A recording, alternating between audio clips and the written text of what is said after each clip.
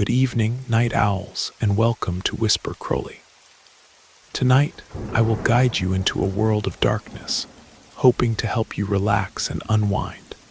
Perhaps some of you will even drift into a haunting yet soothing sleep. Before we begin, let me know where you're listening from and what time it is for you. And now, we begin. From an early age, we learn that some inheritances are invisible. They don't come with wills, they aren't made of material possessions, but they shape our destiny with the same force. And if we have no choice, if before we even understand who we are, a path has already been laid out, what then? Some people carry on their shoulders the weight of their family's history. For them, escape is never simple, because no matter how hard they try, the past always finds a way to call them back. Good evening. I always thought my life had been written before I was even born, but it was only when I tried to escape it that I understood the true price of a choice. From the moment I was born, I had no choice about the direction my life would take. Everything was already written.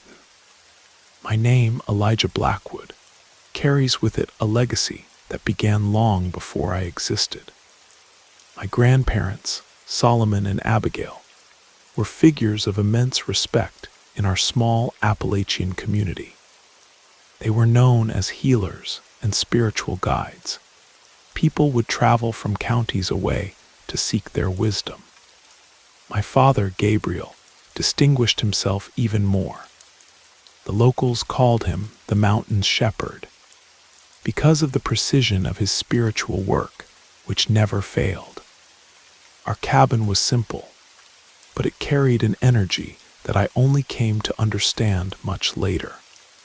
Behind our home stood the circle, a space wrapped in mystery and faith. Its walls were decorated with symbols and figures that, to me as a child, were nothing but meaningless scribbles. Later, however, I understood they were the foundation of everything we were. The circle was always filled with the scent of burning sage and fresh herbs, a fragrance that clung to our clothes, a constant reminder of our essence. While other children ran through the woods or played by the creek, I spent hours in silence, watching the people who sought out the circle. They arrived burdened with anguish, often with tears in their eyes, and left transformed, some relieved, others with a peace that seemed impossible to explain. My grandmother would say it was all the work of the spirits, but I didn't understand.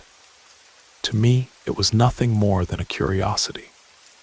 One evening, as we prepared an offering, she fixed me with an intense gaze, and with a voice calm but firm declared, "You have the gift, Elijah.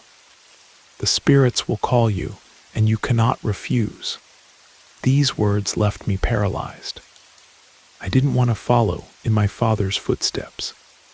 It wasn't lack of admiration, but fear dominated me, fear of failing, of carrying that silent burden.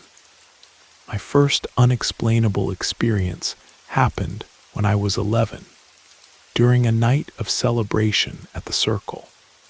The drums vibrated so intensely that it felt like my chest was keeping time with them. The sound of chanting mixed with the sage smoke, making the environment dense, as if the air was charged with something impossible to define. I was helping my father when suddenly I felt a weight on my shoulders. My legs weakened and I fell to my knees. It wasn't pain. It was as if everything around me had disappeared. When I came to, everyone was staring at me differently. There was surprise in some looks, reverence in others. My father, with his perpetually serious expression, placed his hand on my shoulder and commented that I had been visited by old Thomas, the mountain's protector. It was in that moment that I understood what it meant to have the gift. In my family's tradition, being a vessel meant allowing spiritual entities to use your body to fulfill their designs. My voice would change, my hands would tremble, and my mind would be transported to a place beyond description. From that day on, I stopped being just Gabriel's son. I too had become part of this history. Although I could see the pride in my father's and grandmother's eyes, there was a part of me that rebelled. What they saw as a blessing seemed to me a burden I had never asked to carry. As the years passed, I began my apprenticeship. My father taught me every prayer, the rituals, and the importance of each element. The candles, the flowers, the drinks, everything had a specific purpose. By 15, I was conducting small workings. Each entity transformed the environment in a unique way. With grandmother Sarah, the space became light and almost joyful. With old Thomas, my body seemed crushed by an invisible burden. When I turned 18, my name began to spread. People from other counties started coming to the circle seeking help. Some brought sincere problems, others obscure desires that made me uncomfortable. I faithfully followed what my father had taught me, respect and dedication above all. Until one day, everything changed. It was a humid afternoon when a woman appeared. From the beginning, she seemed different. She was well-dressed, exuded an expensive perfume. But what stood out most was her empty gaze, cold, as if there was no life behind it. Without beating around the bush, she asked me to perform a binding work. She wanted a married man. That contradicted everything my father had taught me. "We don't do that kind of work here," I responded, trying to maintain my composure. Unfazed, she pulled out a stack of cash that I never imagined seeing in my entire life. The offer was enough to transform our reality. My father always said that faith and honesty had no price, but in that instant, I faltered. Something in that woman's gaze completely disarmed me. I don't know how or why, but I ended up accepting. I asked for the necessary materials, and she left the money on the table before leaving. As soon as she left, our house, previously filled with vibrant energy, plunged into a silence that chilled my soul. I began the preparations in the following days, red candles, offerings, prayers, everything needed to be impeccable. But from the beginning, everything seemed out of place. The circle seemed to reject my every gesture. The candles barely lit, and the air around became heavy, suffocating. For several nights, I tried to call the spirits, but none of them responded. When the woman returned, impatient, I didn't know what to say. "I need more time," I murmured, trying to calm her. She responded with a dry laugh that echoed in my head long after she left. That night, the silence of the circle was interrupted by strange noises, almost impossible to describe.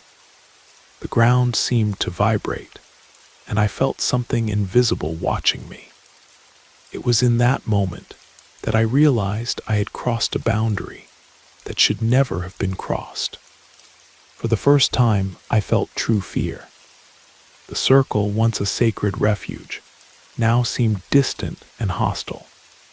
The candles burned weakly, almost extinguished, and the symbols I drew on the ground appeared distorted, as if someone had modified them. I tried to ignore this feeling, convincing myself it was just imagination, but deep down, I knew something was terribly wrong. When she returned for the third time, her presence was even more oppressive. Her face was marked by tension, and her gaze seemed to cut like a blade.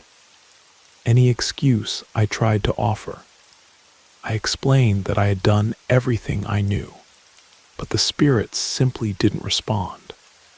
The cold, ironic smile that appeared on her lips made it clear that my hesitation would no longer be tolerated. "Solve this soon, or I'll take care of it myself," she said before leaving behind a bitter perfume that seemed to stick to my skin and turn my stomach inside out. That night, I decided to try again. I prepared everything with even greater care. I arranged the candles, spread the sage, positioned the offerings, and marked the points with precision. Every detail was reviewed, nothing left to chance. I used all the strength of my voice to invoke the spirits, but the circle remained silent. No sign, no presence. The silence was so heavy, it seemed like a deafening sound pressing against my ears. As I knelt before the circle, a noise behind me made me turn abruptly. The air was still, but something in the shadows seemed to move. A chill ran up my spine. For the first time, I wondered if what I was doing was truly safe. My father used to say that faith brought protection from the spirits, but at that moment, that protection seemed to have disappeared. On the fourth day, the unexpected happened. It was already midnight when I was awoken by a muffled sound coming from the circle. I grabbed a flashlight and walked cautiously to the yard. When I arrived, I was stunned. The points I had drawn were smudged, as if something had trampled them. The candles I had previously extinguished were lit again, but the flames were bluish, weak, and radiated no heat. I stood paralyzed while I felt an invisible presence around me. Something was there, of that I was certain, even if my eyes couldn't see it. Inside me, a voice repeated my father's words. "If something goes wrong, the blame will be yours, not the spirits." But it was too late to turn back. That same night, I had a dream that seemed more real than anything I had ever experienced. I was in the circle, surrounded by shadows that whispered my name in low, almost inhuman tones. I felt invisible hands pulling me, dragging me toward a dark and unknown place.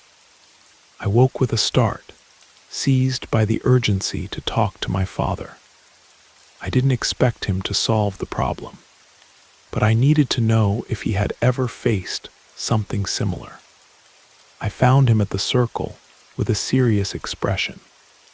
I related every detail of what had been happening, but he barely raised his eyes. When I finished, he placed his coffee cup on the table and without emotion declared, "You crossed a line. Now the weight will be all yours." His words hit me like a punch. I waited for some kind of consolation, but he just stood up and left without saying anything more. That disdain hurt more than any reprimand. I stayed there, feeling that everything around me was crumbling. That night the noises returned, more intense than ever. Shadows danced through the corridors, and the sensation of being watched gave me no rest. The following days were even worse. The clients, once respectful, began to return irritated. Many complained that the works I had done didn't work out, and that their lives were worse. Some demanded that I undo what had been done, as if I had control over something that was completely beyond my hands. One night, while trying to sleep, I heard a crash coming from the circle.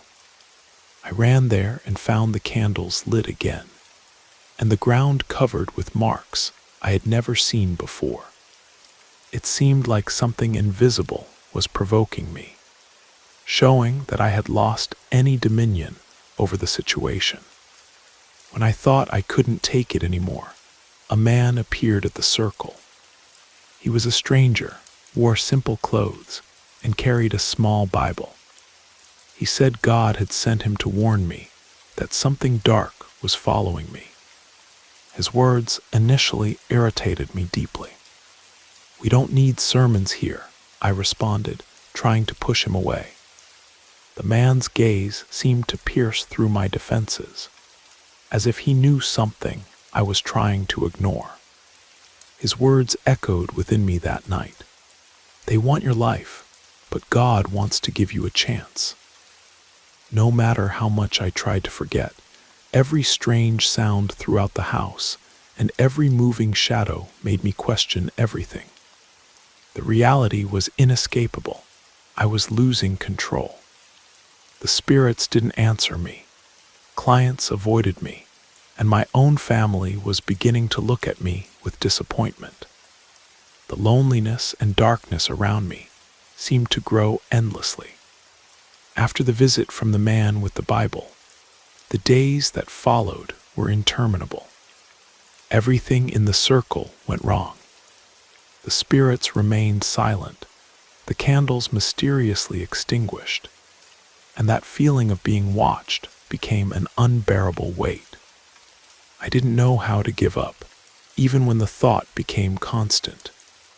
I had crossed a boundary that I didn't understand, and the consequences were now in my hands. On some random night, while trying to sleep, a repetitive sound in the yard woke me up. It was as if something heavy was hitting against the ground. I grabbed my flashlight, despite my racing heart, and headed to the circle. When I arrived, I felt my blood freeze. The points I had traced were undone, messed up as if someone had repeatedly stepped on them. The candles I had extinguished hours before trembled with an unstable flame, as if the air itself was vibrating. Fear paralyzed me. I felt something watching me from the shadows, a heavy, icy presence that made my entire body seem insignificant. My instinct was to retreat. I slowly went back to my room, closed the door, and spent the night wide awake, trembling at every noise, convinced that something was pursuing me. In desperation, I decided to try one last ritual. It was my attempt to restore balance and prove to myself that I still had some control over the situation. I organized every detail with obsessive precision, but once again, everything failed. I called the entities with all the strength of my voice, but the circle remained empty. The silence seemed to mock me, more frightening than any sound I could imagine. In the following days, events escaped what I understood as reality. Objects moved by themselves, lights flickered without explanation, and the air inside the house would suddenly get cold, even under the intense heat outside. Each night was a nightmare bigger than the previous one. The knocks in the circle became louder and more constant. The shadows seemed faster and more alive, and that feeling of being watched began to follow me even outside the house. One night, at the limit of exhaustion, something happened that surpassed all previous horrors. While trying to fall asleep, I felt something touch me. I opened my eyes and saw a dark figure at the foot of my bed, tall, with a humanoid outline but undeniably unnatural. It remained motionless, but I knew it was watching me. I tried to scream, but no sound came out. My body wouldn't move, as if I were paralyzed. In desperation, I closed my eyes and began to pray, something I hadn't done in years.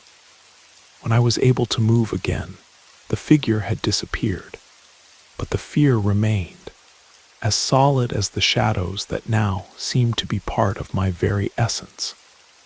It was at that moment that I realized facing this alone would be impossible. Although the feeling of failure crushed me, I decided to seek out the Bible man again. There was no other path. The next day, I went to the church where I had first met him. The door was open, and from inside echoed serene hymns. As I entered, my steps were heavy, as if something invisible was trying to hold me back. As soon as the man saw me, he interrupted his prayers and walked toward me. Before I could say anything, he placed his hand on my shoulder and began to pray aloud. A warmth ran through my body, as if something was being torn from inside me. I couldn't hold back the tears that seemed to come from a place I didn't even know existed. His words were firm, but I could barely understand them. I only felt the weight I was carrying dissipate little by little. When he finished, he looked at me deeply and said, "The fight isn't over, but you're not alone anymore." I left the church with a lightness I hadn't felt in years, but also with a latent fear of what could still happen. I knew what I was facing wouldn't disappear so easily. Upon returning home, something seemed different. The circle remained in the same place, but the air around it was dense, almost suffocating. At that moment, I decided I needed to make a definitive choice. I couldn't continue trapped between two worlds. That night, I gathered all the candles, offerings, and symbols from the circle and took them to the yard. I lit a bonfire and one by one threw the objects into the flames. As the fire consumed each item, I felt that something inside me was also being destroyed. It was as if I were abandoning a part of myself that I had always carried, but now needed to leave behind. When everything turned to ashes, silence took over the yard. But this time, the silence didn't seem threatening. It was a quiet silence, almost comforting. For a brief moment, I thought that would be enough. But it wasn't. That same night, the knocks on the walls returned, louder and more violent than ever. The shadows moved throughout the house, and the cold was so intense that breathing became a difficult task. It was then that I understood what I had done would not be easily forgiven. The true battle was just beginning. I imagined that the destruction ritual would have ended everything. However, when I tried to sleep, the house became an even more frightening place. The cold came from the walls, a chill that seemed to penetrate to the bone. I covered myself with all the blankets I had, but nothing worked. The air was heavy, suffocating. The noises started as light taps, gentle, as if fingers were touching the wall. But in a short time, the knocks became intense, as if something invisible was striking it with fury. I tried to ignore it, telling myself it was just my mind. But then I saw it, a shadow taller than any person, standing in the hallway that connected my room to the yard. Its shape was indefinite. The contours seemed to move like dense smoke. It didn't walk but advanced, slow and inexorably, in my direction. The closer the shadow got, the harder it was to breathe. I closed my eyes tightly, repeating childhood prayers in a desperate whisper, but it remained there, motionless. That night, sleep didn't come. I sat in a corner of the room, alert to every point of darkness, waiting for the sunrise to bring some relief, even if temporary. The next day was even worse. The clients who once thanked me now returned furious, demanding explanations. One accused me of having destroyed his own life. Another said there were now figures around his house, and he was tormented by endless nightmares. I didn't know what to say. My father, always so firm, now avoided any contact with me. When I passed by, he would lower his eyes or simply pretend I wasn't there. My grandmother, however, still looked at me, but she did so with a mixture of sadness and disapproval. One afternoon, she held my hand and said in a low, tired voice, "There's still time to turn back. The spirits forgive those who truly repent." I knew her intentions were good, but I also knew it wasn't that simple. What was after me wasn't something that an apology could resolve. That night, the Bible man returned. The knocks on the door were firm and unmistakable. My first reaction was not to open, but something stronger inside me forced me to do so. He entered in silence, with that look that seemed to see beyond the surface. He didn't say much, just looked directly at me and stated, "The price hasn't been paid yet, but it's close. God gives you the chance to choose before it's too late." I closed the door without responding, but his grave words remained in my mind. The price was inevitable. Deep down, I always knew it. My actions had consequences, and the moment to face them was approaching. Later that same night, the knocks on the walls changed. They had a rhythm now, like a heavy drum echoing throughout the house. Each shadow seemed to come alive, moving to places where there shouldn't be light to project them. With reluctance, I found the courage to leave the room. When I reached the circle, I found something that chilled me. The space was covered with ashes, as if everything I had burned had reappeared, mocking my attempt to escape. Desperate, I returned to the church the next day. The man was there, praying as always. As soon as he saw me, he came to me and placed his hand on my shoulder. He remained silent for a moment before beginning to pray. The same comforting warmth as before ran through my body, but this time there was resistance. I felt a part of me clinging to what bound me, refusing to yield. When he finished, he said firmly, "You need to abandon the past. Only then will you find peace." Although I knew he was right, fear paralyzed me. I returned home determined to face whatever was necessary. But I knew that darkness had already taken root in my life. That night something changed. The knocks no longer came just from the walls. Now they also echoed from the ceiling, as if something heavy was walking above me, dragging invisible objects. I grabbed the flashlight and went to the yard, but there was nothing there. The air, however, was icy, and I felt eyes watching me from every dark corner.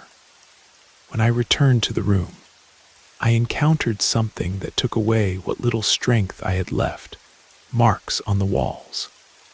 They were lines and unknown symbols, but the terror they caused was visceral. I tried to erase them, but they wouldn't come off, as if they had been engraved into the very structure of the house. It was in that moment that a frightening truth hit me. Perhaps I would never be safe again. The nights seemed endless, and the days no longer offered any comfort.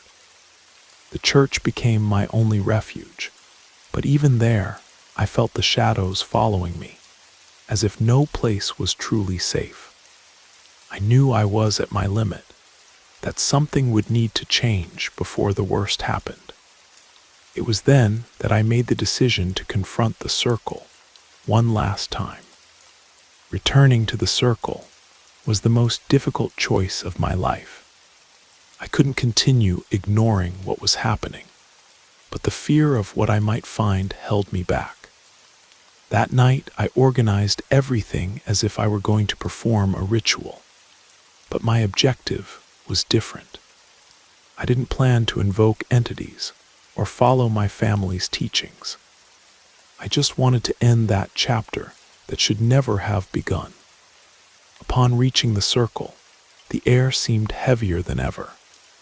The ashes were still scattered on the ground, and the marks on the walls were even darker, almost pulsing as if they were alive.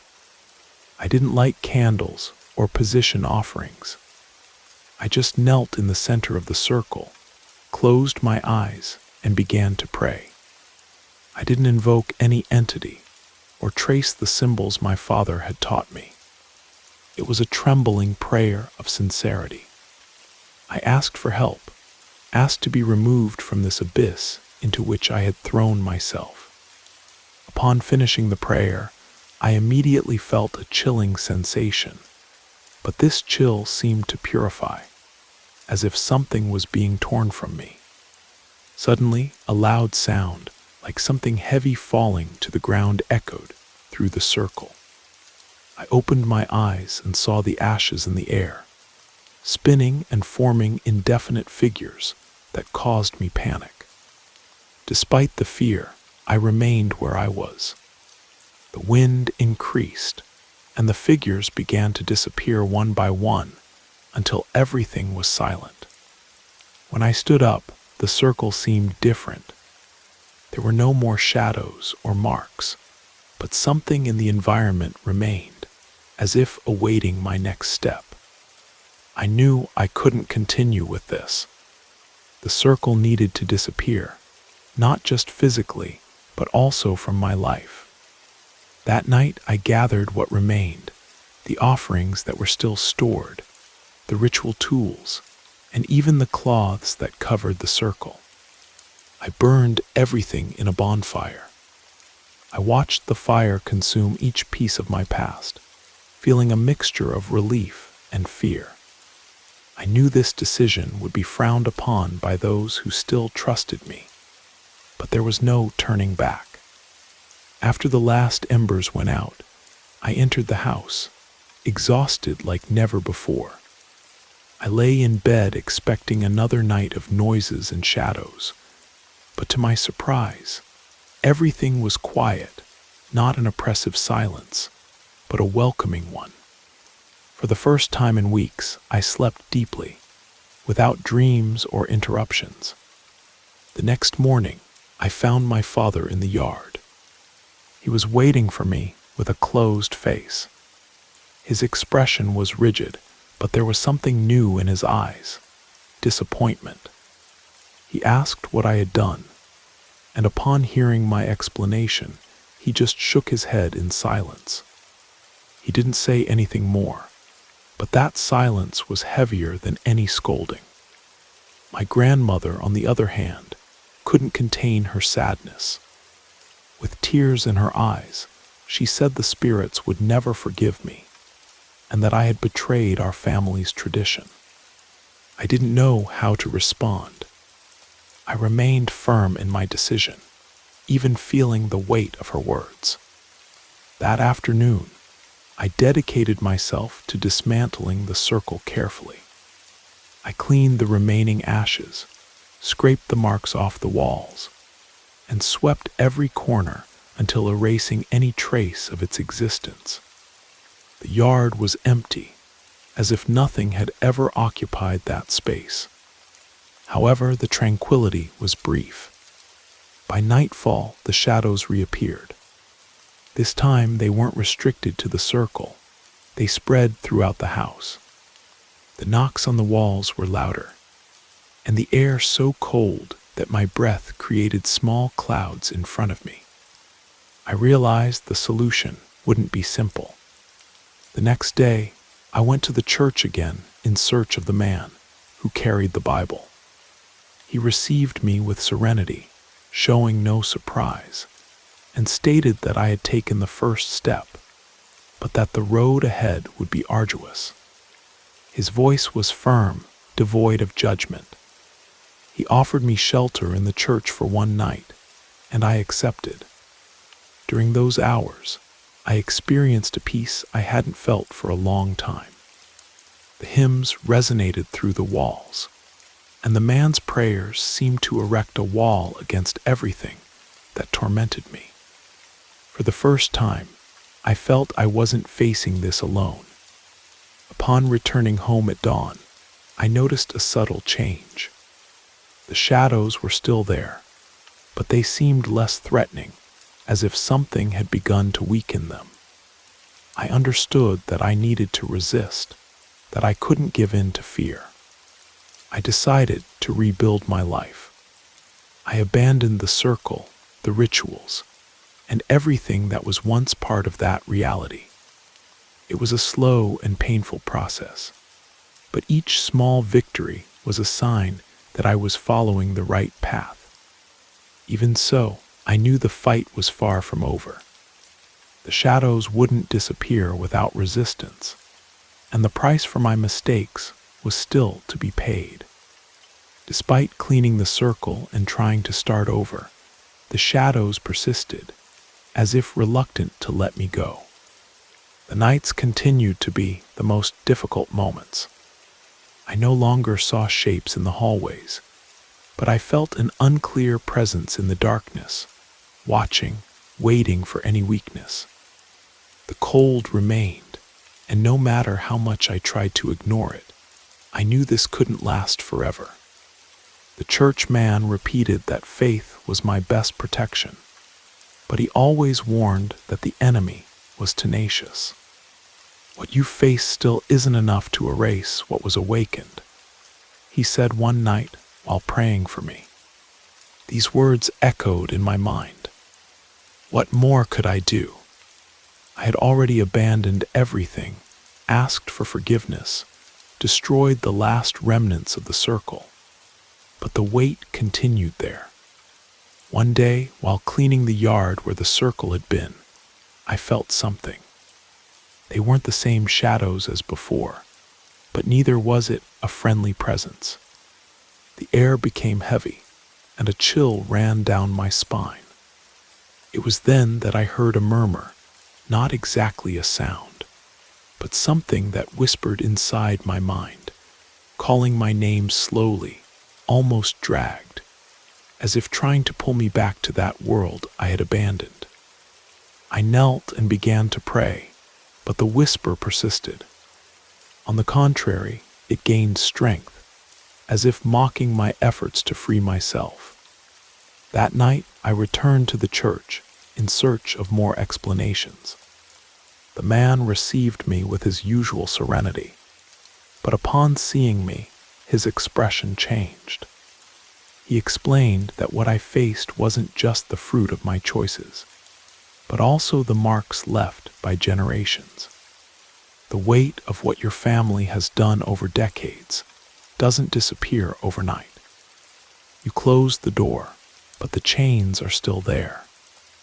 He suggested I do a spiritual retreat, moving away from everything to strengthen my faith and break the ties with the past. In the following weeks, I dedicated myself entirely to this. I immersed myself in prayer, leaving behind any memory of the circle. It was a difficult period, full of doubts and moments of despair. But gradually, I noticed a change. The constant cold began to disappear, and the shadows ceased their persecution. It wasn't a peaceful path. The people of the town continued talking about me.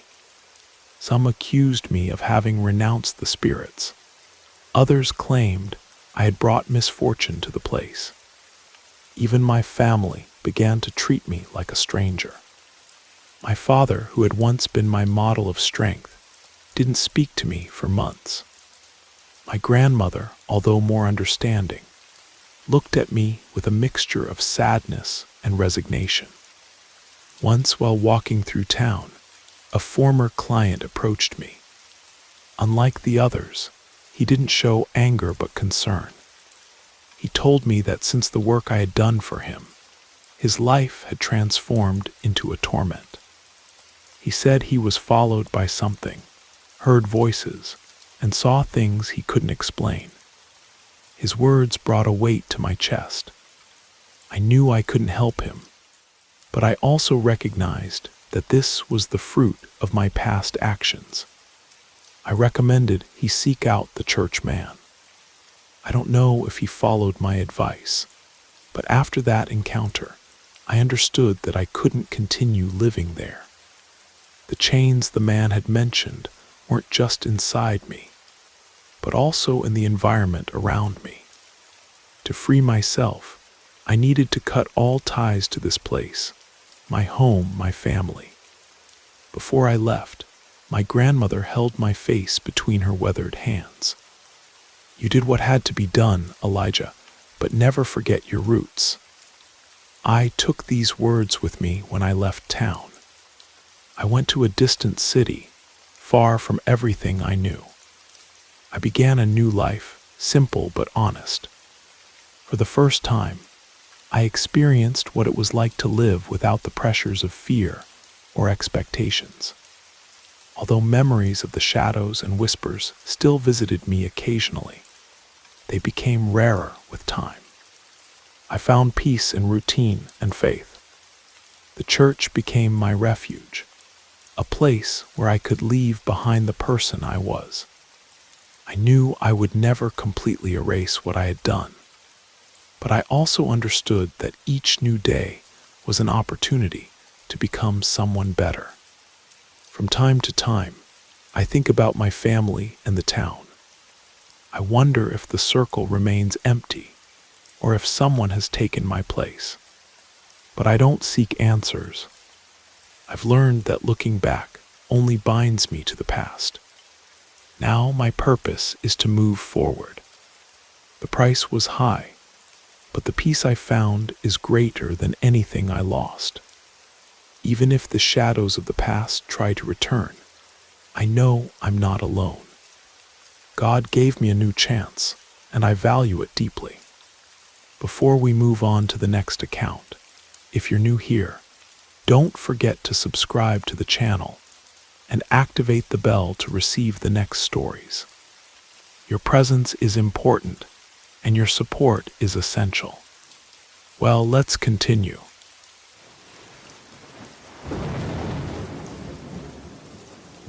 I hope you enjoyed the first story.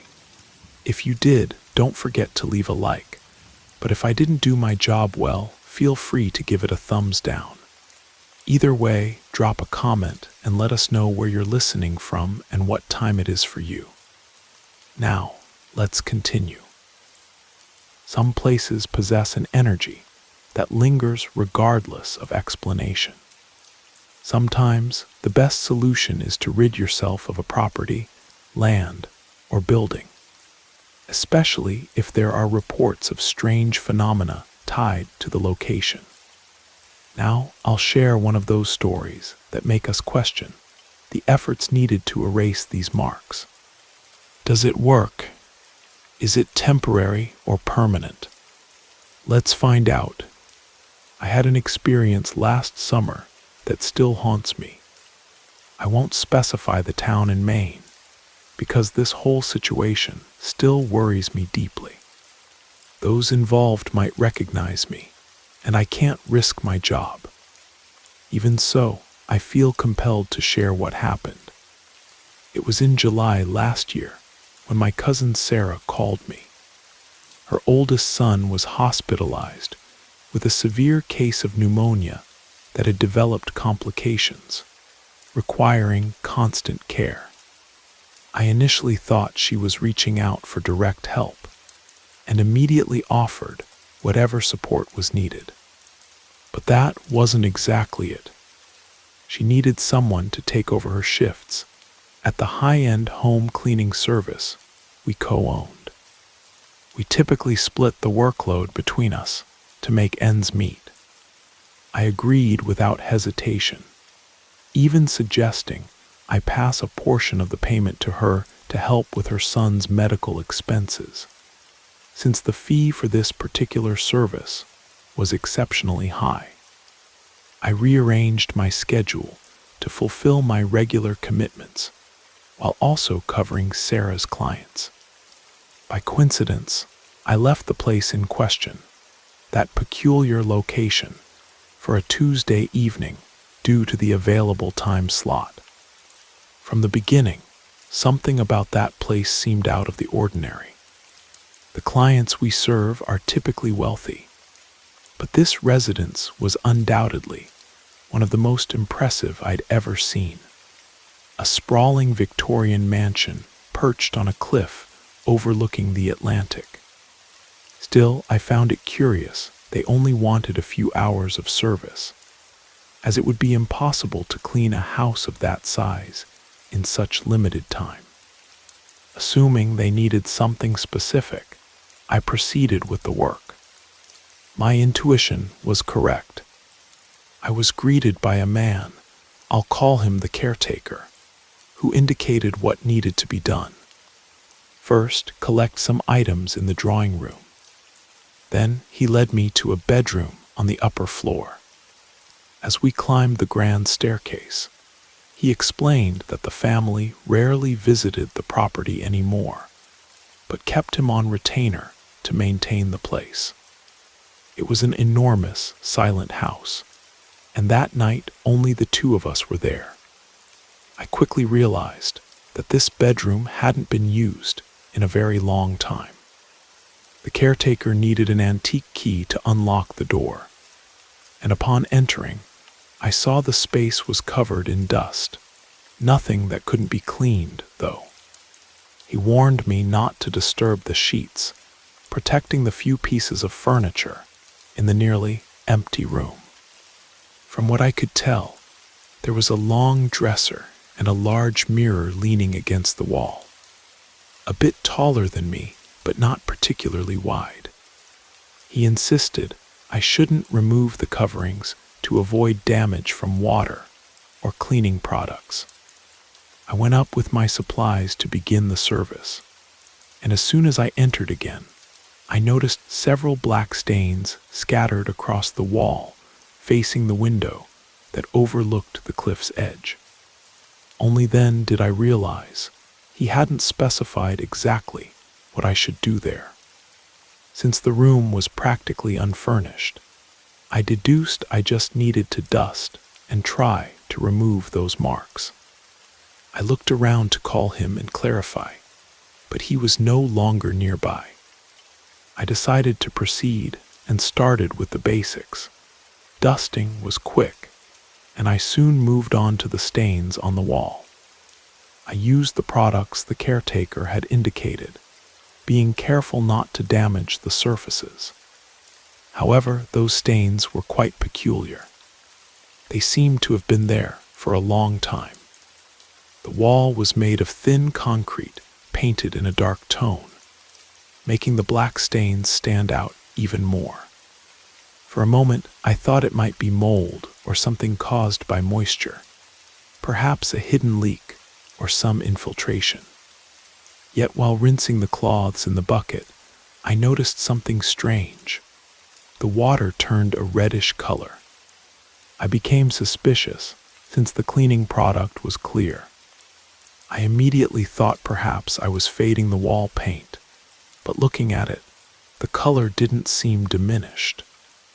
On the contrary, the stains were disappearing, and the wall appeared renewed. I continued cleaning, but the water in the bucket grew increasingly darker, taking on a deep crimson hue. The smell emanating from it was unusual too, nothing like common dirt. I tried not to overthink what it might be, but the feeling that something was wrong disturbed me. Still crouched down, I heard a sound that resembled furniture being dragged across the floor within the room. I turned quickly, imagining the caretaker had entered without my noticing. However, the door was open, and the space remained empty.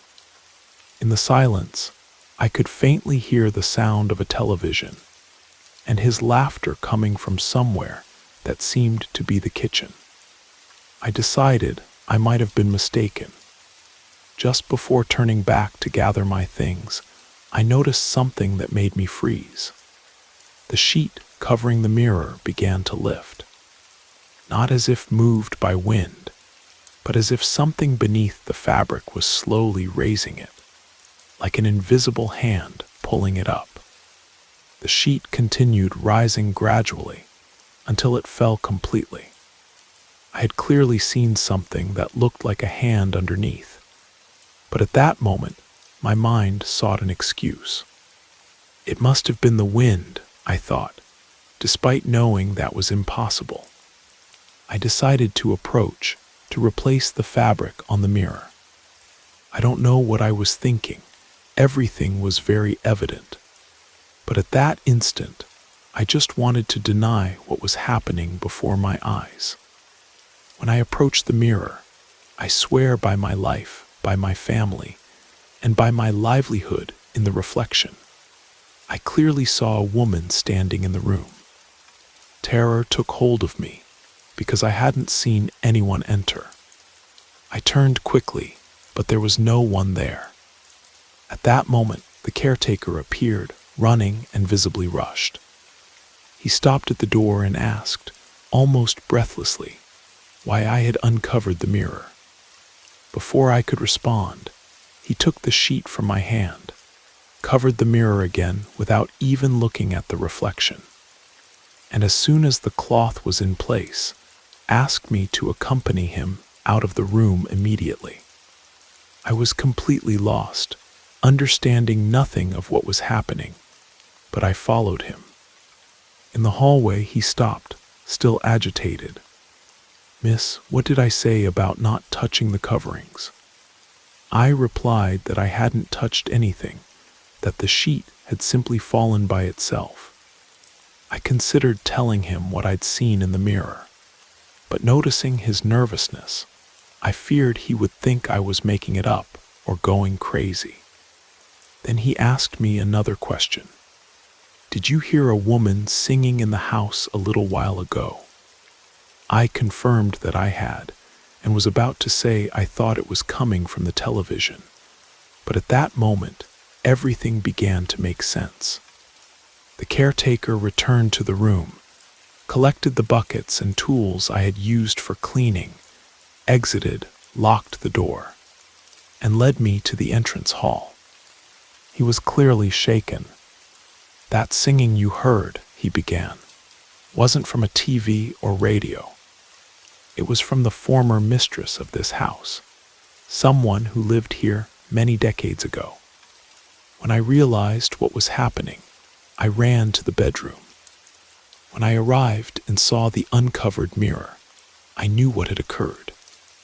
"I'm sorry, I know you didn't do anything intentionally." I was already terrified. My mind was spinning with everything that had happened, the reflection in the mirror, the red water, the sound of something moving. Before I could process it, he continued, "Your cousin Sarah. She didn't tell you anything about this room or why you came here today." I shook my head, and he explained, "Don't worry, I'll tell you what's happening. You completed what needed to be done today.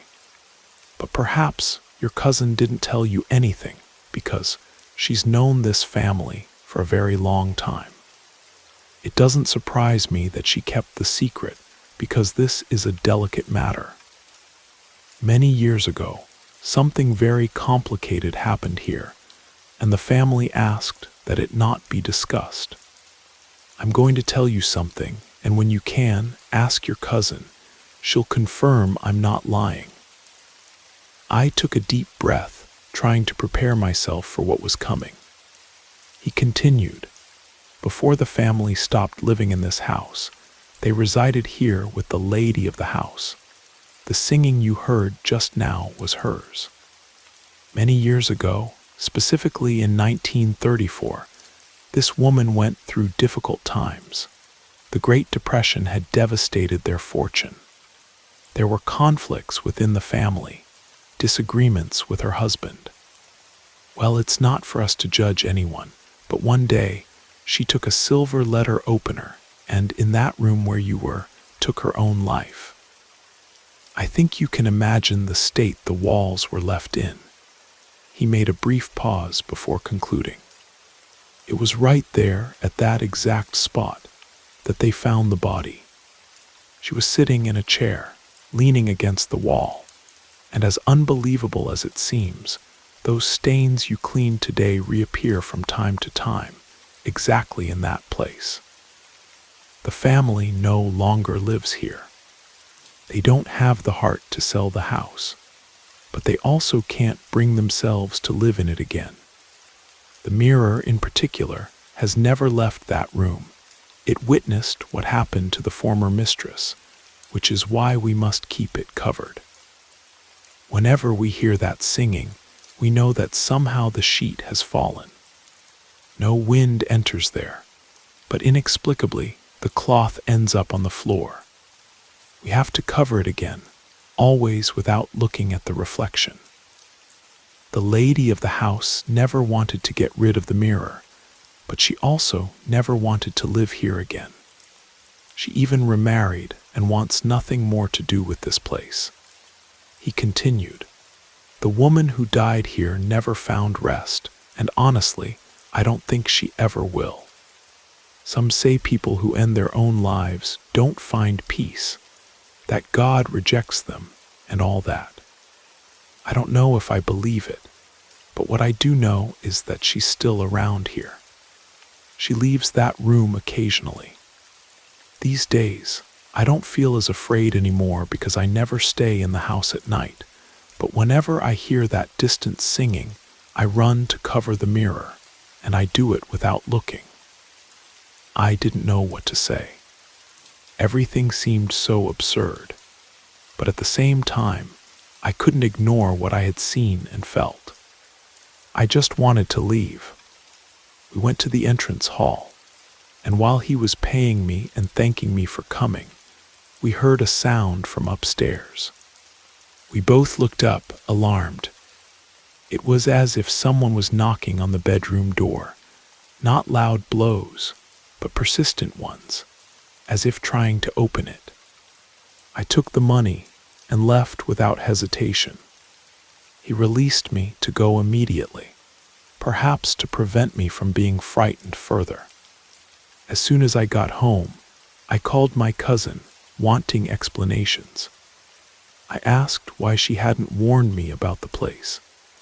She confessed she didn't want to frighten me, and thought all I would have to do was clean those stains that were already quite unusual. But she assured me she didn't expect anything more would happen. On the call, she confirmed everything the caretaker had told me. She said it was true that the family had been facing this cycle for years. The mirror seemed to be a kind of portal to that woman's memories. Every certain period, everything would start over according to her. The stains would return, the singing would be heard, and in some cases, even the knocking on the door could be heard. It was as if that lady of the house, trapped in the same moment of her life, repeated the tragic end countless times. Some events seemed to remain trapped in time, spinning in a continuous cycle. It's easy to think that only departed people could cause such manifestations, but often physical objects, like the mirror in this case, can also become part of an echo that refuses to fade. What frightens me the most, though, is what I didn't tell the caretaker that night. As I was leaving the property, I glanced back at the mansion. In the window of that upstairs bedroom, I clearly saw a figure watching me, a woman in a long white dress, with a silver object glinting in her hand. I haven't been back to Maine since then. Sarah asked me several times to join her on cleaning jobs in that area, but I always find an excuse. Some energies are better left undisturbed, some reflections never meant to be seen again.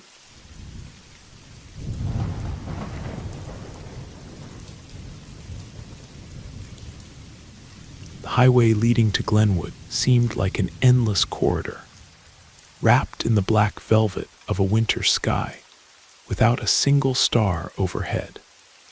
The monotonous hum of the engine and the whisper of wind seeping through the loosely closed windows of my truck were my only companions that night. It was already past 3 in the morning, and I still had to deliver a shipment of electronics to the warehouse before dawn.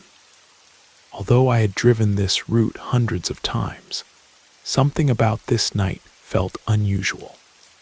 I can't explain it exactly, but ever since I left the last gas station, the feeling of being watched hadn't left me. At first, it was just an uncomfortable premonition, as if something lurked beyond my field of vision. But as time passed, my unease only grew. After many hours of discomfort, I noticed a light. Initially, it was tiny, a small spark on the horizon. For a moment, I thought it was a plane or perhaps a helicopter, but the movements made no sense. The light hovered in a straight line and then made impossible turns, as if someone was controlling it without the slightest restraint, almost like a malfunctioning drone. That's how I tried to convince myself, because nothing natural could explain it. I pressed the gas pedal, trying to ignore this phenomenon. Yet the light remained beside me, to my right, breaking through the dark fields as if wanting to accompany me. I forced myself to believe it was just some farmer using a drone to monitor his lands. But the thought of someone being so far from civilization at such an hour simply made no sense. Anxiety began to press on my chest. I turned on the radio, hoping to distract myself from bad thoughts, but I heard only the empty noise of static, which made my skin crawl. This electric silence had never occurred during the hundreds of times I'd passed through here. Suddenly, the light changed color. From a dull white, it transformed into an intense purple, almost like a pulsating flame, and began to approach. With each reflection in the truck's mirrors, I saw the light jump from one side to another, playing with me like a predator plays with its prey. Cold sweat ran down my back as I breathed heavily, my fingers deeply embedded in the steering wheel. I thought about stopping the truck, but something deep inside me begged not to do it. Suddenly, the light left the fields and hovered directly in front of me in the middle of the road, about 300 meters away. I slowed down, trying to stay calm, and finally could make out the shape behind the glow. It was a perfectly round sphere, floating a few meters above the ground. The surface seemed to pulse, almost as if it were alive, which left me breathless. However, it was the shadows moving inside it that made me freeze.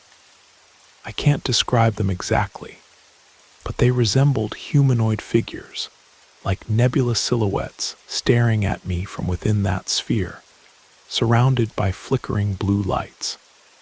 The entire truck began to tremble. The engine seemed to struggle to continue working, and the lights on the panel flickered until they completely went out in a matter of seconds. I remained in darkness, with only the glowing sphere in front of me. That's when I heard a strange sound that came neither from the engine nor from the wind outside. It was a low, dense humming, reminiscent of a swarm, but with a depth that made my head throb. I covered my ears, trying to muffle the unbearable noise, but it was useless. That sound seemed to penetrate every corner of my mind, as if it wanted to tear apart my thoughts. When I thought I couldn't take it anymore, the light disappeared. There was no transition, no gradual distancing. It was as if someone had turned off a switch, plunging everything into silent darkness. The engine abruptly started working again, and the truck's lights flickered until they stabilized. My hands trembled on the steering wheel, and I didn't even dare to move a muscle. What I had just experienced was inexplicable, but I knew it was far from an ordinary phenomenon. I took a deep breath, pressed the accelerator, and continued driving, praying it wouldn't happen again. However, deep down, I felt that it wasn't over yet. After that night, nothing seemed normal. I drove to my destination with raw nerves, constantly checking the rearview mirrors, as if expecting to see those lights appear again. But nothing happened. When I finally unloaded the cargo, I tried to focus on work, forcing myself to ignore the disturbing feeling that something was still wrong. It was a persistent feeling, almost physical, as if someone was watching me, hiding in a place where I couldn't see. This silent presence accompanied me to the motel, where I decided to rest before facing the return journey. In the parking lot, while closing the truck and washing my face, I noticed something strange on the windshield. Small marks, precise and perfectly delineated circles, as if they had been drawn with some sort of sophisticated tool.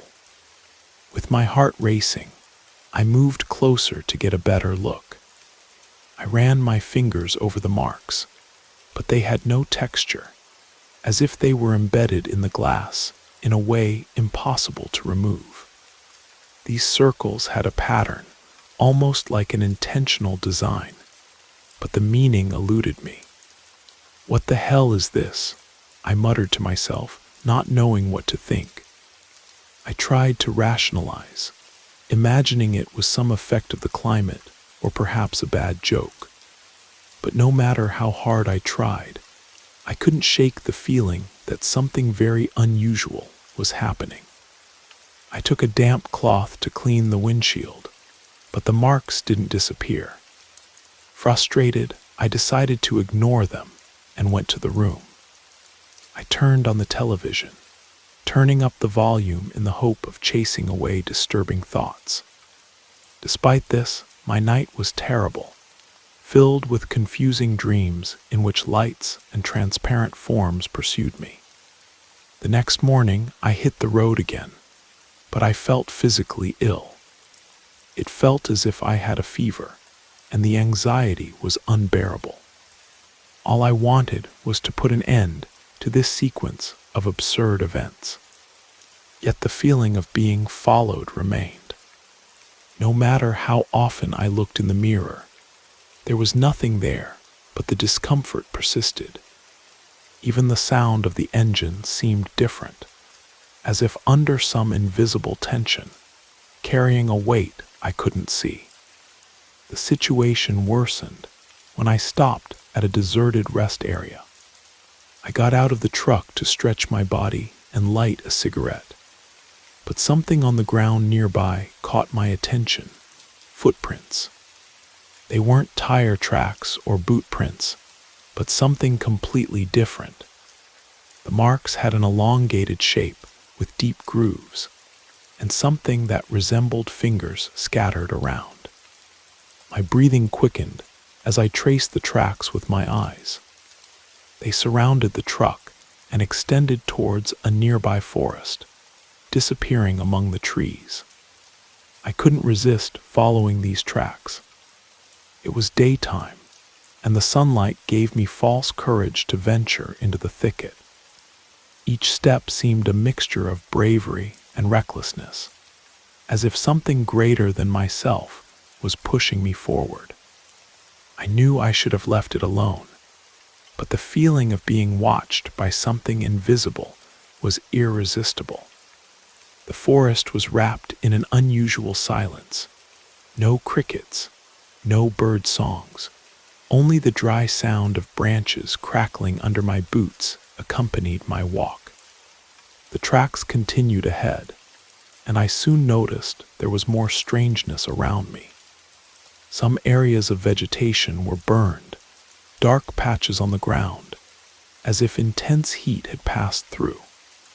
And then, in the middle of a small clearing hidden among the trees, I saw it, something that didn't belong to this world. A metallic structure of modest size, but with an impressive presence. It floated a few centimeters above the ground, and its surface shone with a soft, pulsating hue, almost as if alive.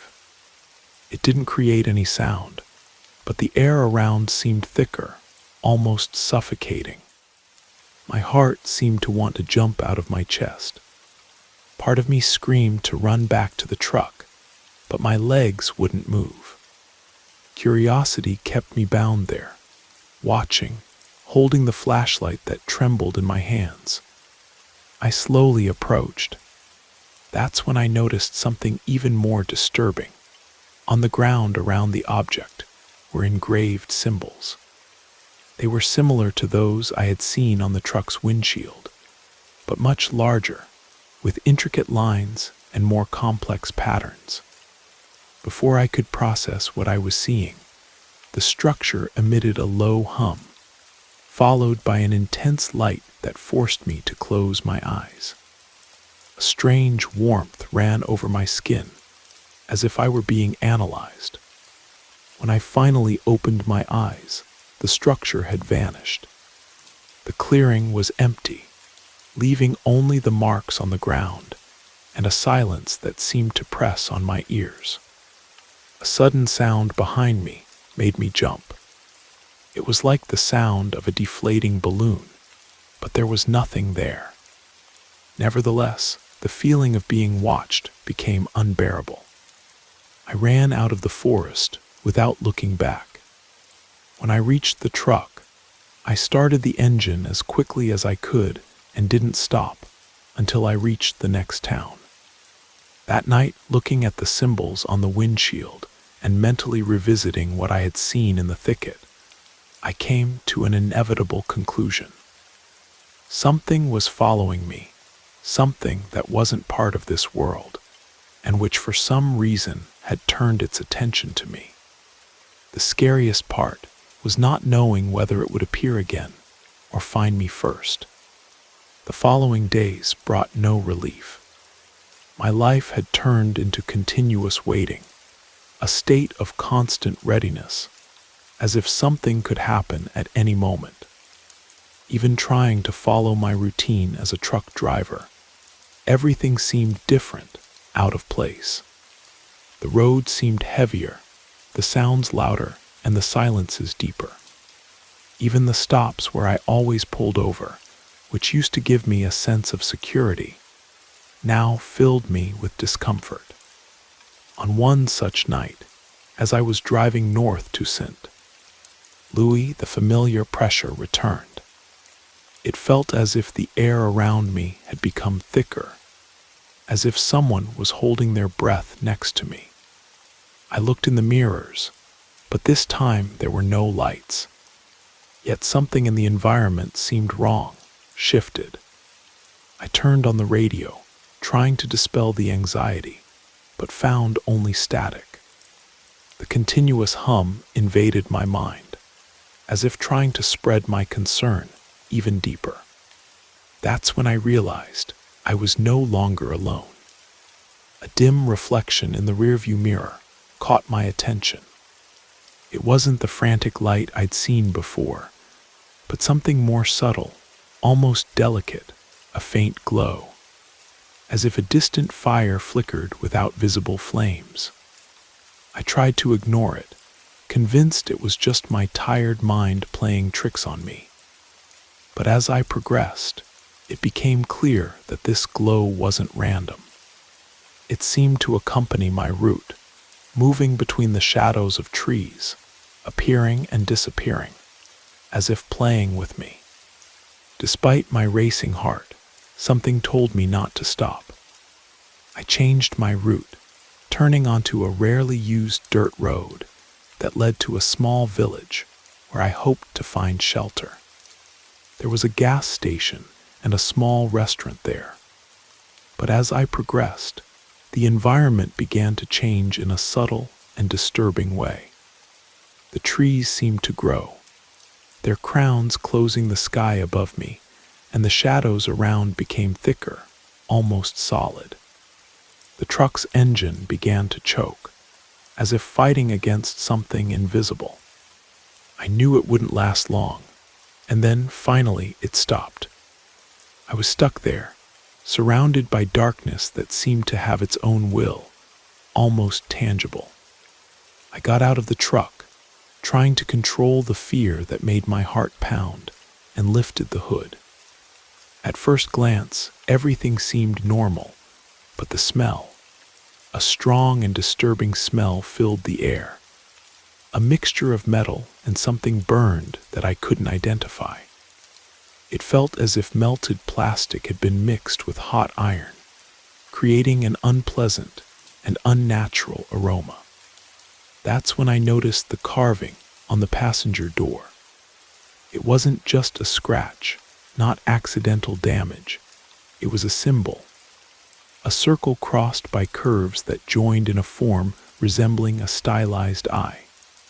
I touched the carving with trembling fingers and felt a strange warmth, almost alive, radiating from the mark, as if it had just been engraved. Before I could process this, the sound of footsteps tore me from my trance. They were slow, firm, and came from the forest. I pointed my flashlight in the direction of the noise, but saw nothing. Yet the footsteps continued, circling around me as if something was surrounding me. The air became sharp, cold enough for me to tremble to the bones. And then came a whisper, almost imperceptible, but filled with a weight that froze me from within. Everything around me seemed different. The road I knew had disappeared, and I was in a place I didn't recognize, a clearing surrounded by gigantic trees, whose crowns joined in a dark and suffocating roof. In the center of this space, a light shone in the sky.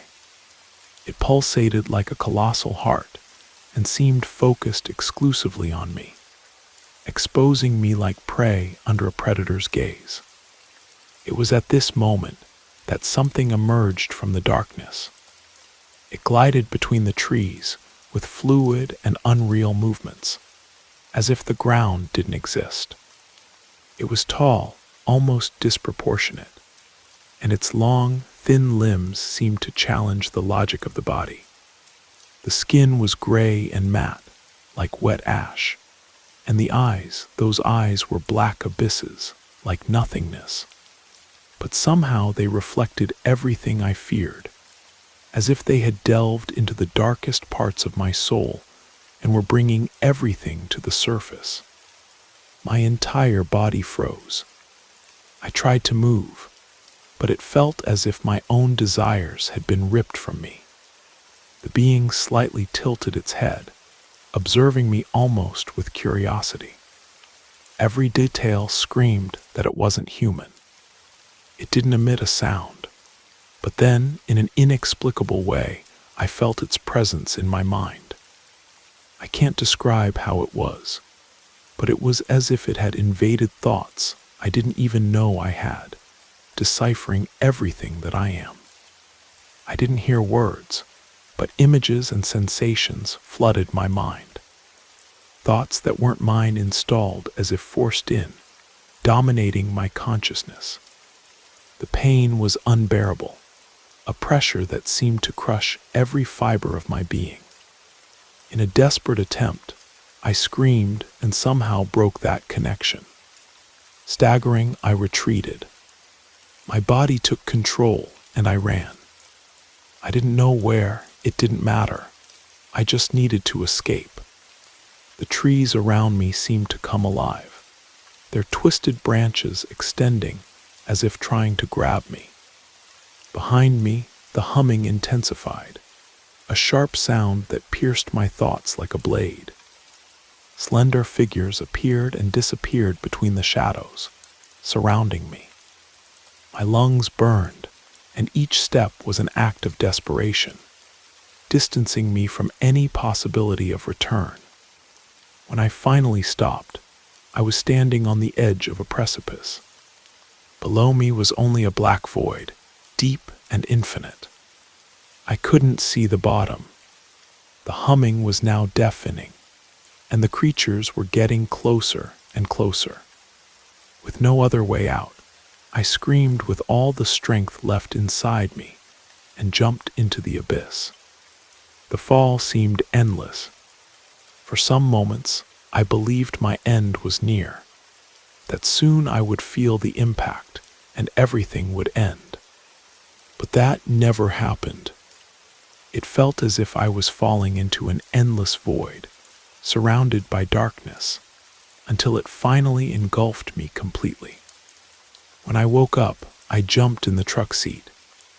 The engine was working normally, purring softly, and the familiar road stretched out before me.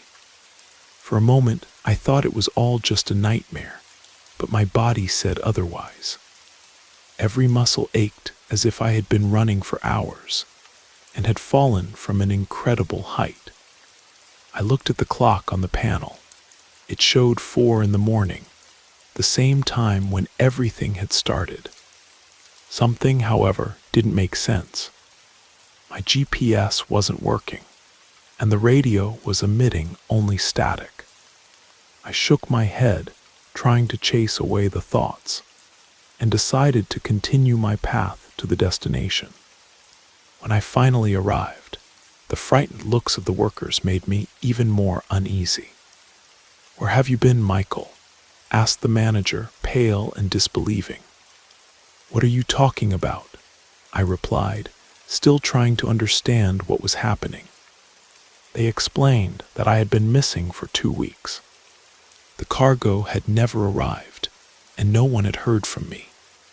To them, I had become a victim of robbery, or something worse. My blood ran cold. For me, only a few hours had passed, but the calendar and the expressions of these people didn't lie. That same evening, I wrote my resignation letter, returned home, and locked myself in, unable to face the world outside. For days, I tried to piece together everything that had happened, but I couldn't. Fragments of memory came in flashes, lights, those creatures, the humming that seemed tattooed deep in my mind. Even today, I don't feel truly safe. Sometimes the humming returns. It starts quietly, almost imperceptibly, but soon fills every corner of the house. At night, I see tall, thin shadows moving through the garden, disappearing before I can fully see them. Reflections of those black eyes appear in mirrors, in windows, and even in dreams I can't avoid. I know it's not over. I feel it in the air, in how shadows seem longer than they should be, in nights when I can't sleep. I'm waiting for the moment when they will return, because I know they will. These entities, wherever they come from, don't forget.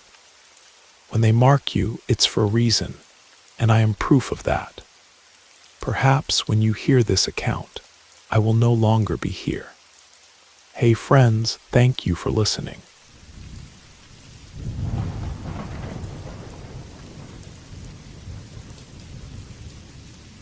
Some promises of love can hide secrets, and sometimes the past returns when we least expect it, bringing truths that are hard to swallow. This story begins with a forbidden love, an overwhelming passion that defied rules and opinions. But what seemed to be just an intense relationship would transform into something much darker, something that would test the limits of reason and faith. Good evening, everyone. I know many would say I should have paid more attention to the warnings I was given. But the heart of a teenage girl doesn't listen to reason.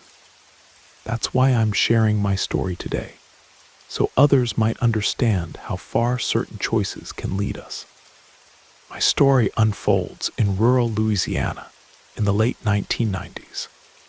For obvious reasons, I prefer to keep my identity hidden. It all began when I was 14 years old. During that time, I met an older man, about 27, who worked as a sheriff's deputy in our parish.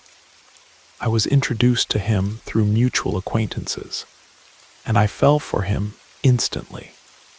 He was tall, broad-shouldered, with piercing hazel eyes, and a captivating personality that seemed to pull everyone into his orbit.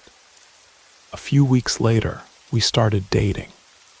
For me, the relationship was serious, though it seemed that for him, it wasn't quite the same. As time passed, we began going out together frequently. My family, however, didn't approve of the relationship due to the significant age difference, and tried unsuccessfully to make me see the risks. I believed everyone was wrong about him, that they just couldn't see what I saw. Months passed until suddenly, he vanished without a trace. I searched for him everywhere, combed through every corner of our small town, but nobody knew his whereabouts. His disappearance devastated me.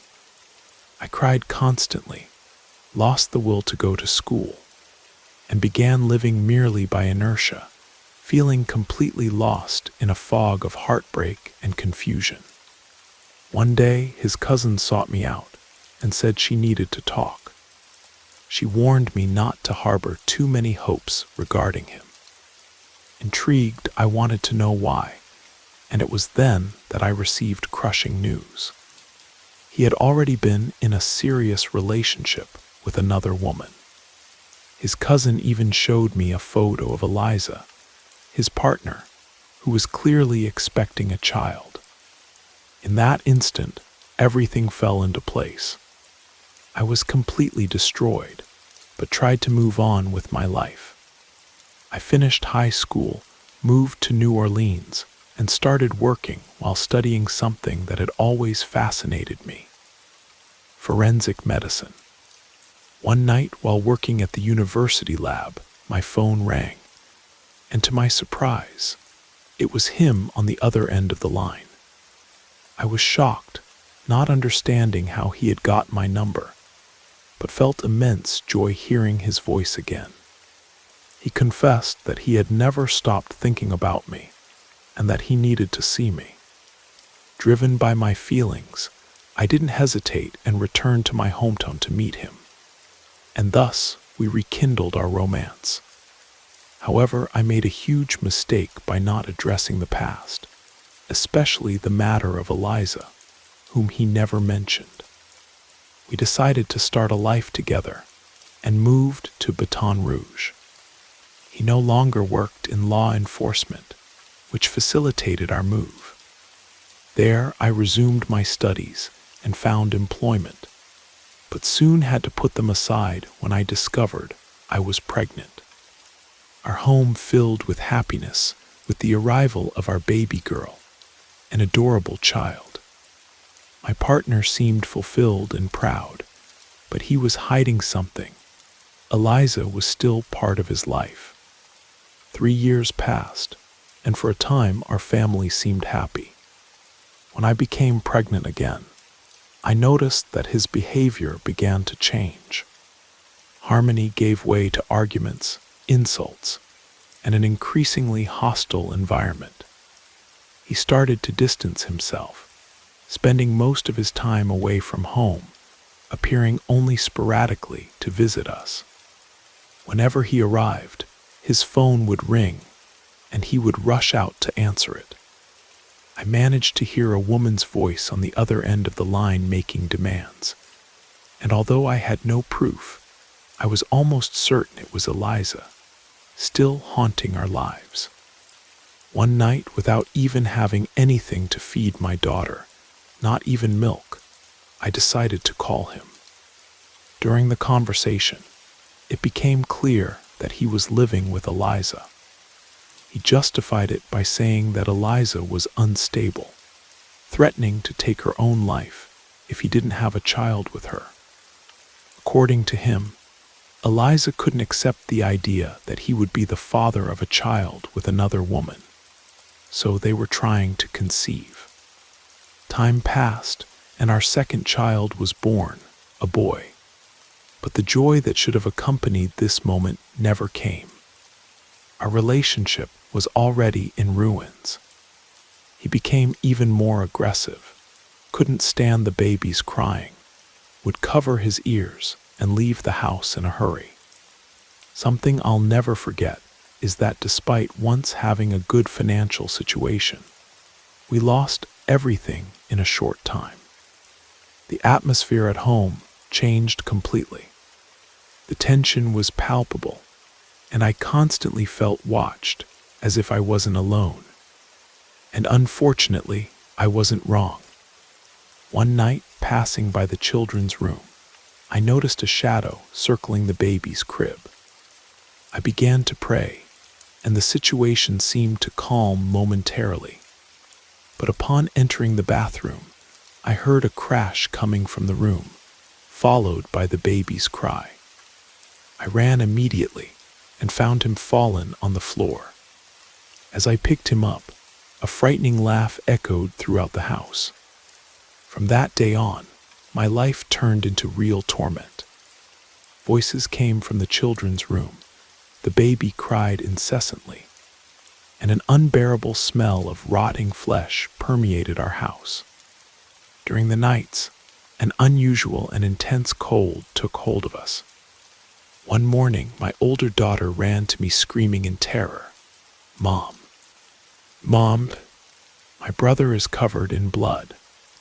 I almost fainted seeing the baby's clothes stained with blood. Upon examining him, I realized the blood was coming from a single point, as if he had been pierced by a needle or pin. Desperate, I decided to seek help from acquaintances who were psychics, because I couldn't take it anymore. To me, it was clear that Eliza was responsible for everything. The psychics confirmed my fears. They said Eliza wanted revenge and had chosen the newborn as her target. They revealed she had summoned a low-energy entity, a demon, to haunt our family and try to eliminate the baby. Obsessed with my partner, Eliza couldn't bear the existence of our family. Moreover, the psychics revealed that one of his relatives had given Eliza a photograph of mine, which had been buried next to a large cypress tree on a property by the bayou. The situation became unbearable. We lost everything, even the roof over our heads. It seemed that Eliza had completely destroyed my life. Still, I decided to start over. I returned to my hometown and began from scratch. My partner went to work in another state, leaving me alone with my children. Nevertheless, Eliza continued to be present, haunting every step I took. There came a point where he lost patience. I insisted that Eliza was the source of all the evil we faced, but without evidence, he refused to believe. He seemed blind to what was happening, and finally decided to abandon the family for good. Alone, I began connecting with other people to try to fill the void. Unfortunately, my life entered a cycle of excesses. Despite having 2 degrees, my qualifications had no use in my hometown. To support my children, I started working in bars and even as an escort. It was during this period that I delved into the world of voodoo and black magic, determined to find Eliza. I dedicated 5 years to this search, until I finally located her in Shreveport. Upon contacting her, I convinced Eliza to visit my town by providing my address. Believing that my ex-partner still lived there, she accepted without hesitation. However, it was all a trap. I wanted her to come of her own accord so that I could take my revenge. I remembered everything Eliza had done, especially the torments she inflicted on my son when he was still a baby. When Eliza arrived, as soon as she crossed the threshold, I felt an uncontrollable fury and delivered a decisive blow to her head. I believed I had finished her at that instant. I then tied her up and began to torture her, returning each suffering that I judged had been caused by her. I used pins to injure her, but the screams she let out drew the attention of neighbors. Even though I tried to muffle the sounds, the moans escaped. Just as I was about to harm the eyes of my rival, the door was broken down. It was the police. Due to the lifestyle I had been leading, I was already wanted by the authorities. This episode was the perfect reason for my arrest. However, with the help of my connections and a good lawyer, I managed to be released. I've always maintained that everything I did was to protect and care for my children. I said it was Eliza who changed my life forever. I never heard news of my children's father again, but I swear that if I had another opportunity, I would finish what I started with Eliza, because I would do anything in the name of the love I feel for my children. But this is where my story takes an unexpected turn. Last month, while shopping at a convenience store on the outskirts of town, I saw him.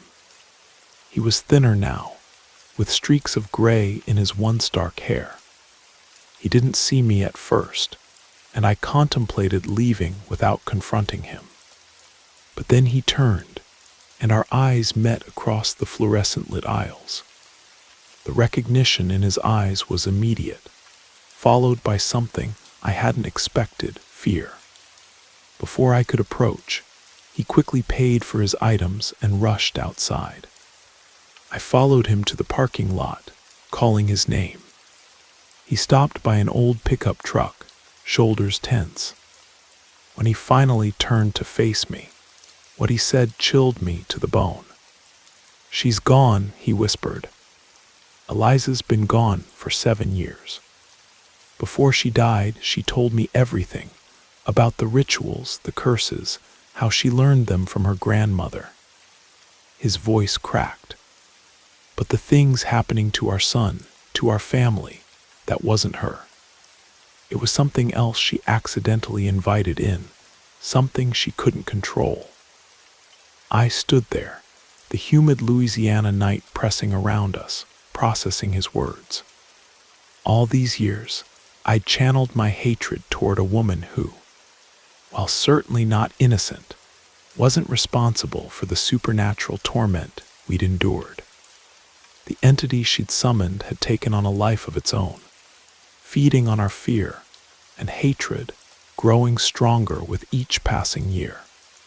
"There's something else," he continued, his eyes darting nervously to the shadows beyond the parking lot lights.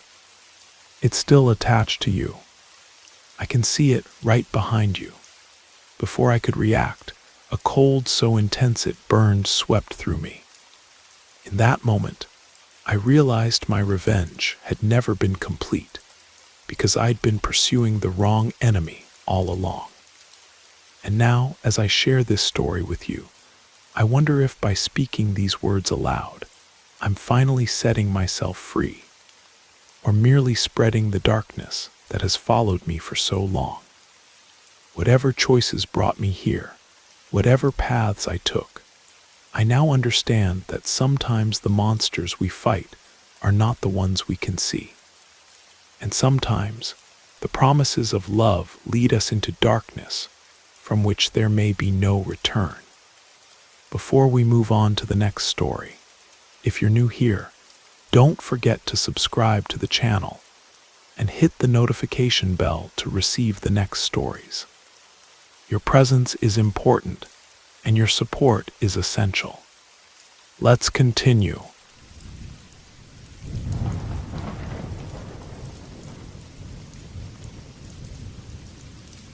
I prefer to remain anonymous. I hope you understand that this situation is extremely delicate, and I don't want to complicate things further. I'm originally from a small town in Vermont, and this is my story. When I turned 25, I discovered I was pregnant in my first trimester. The father of my child suggested we visit his parents in rural Maine to celebrate his birthday.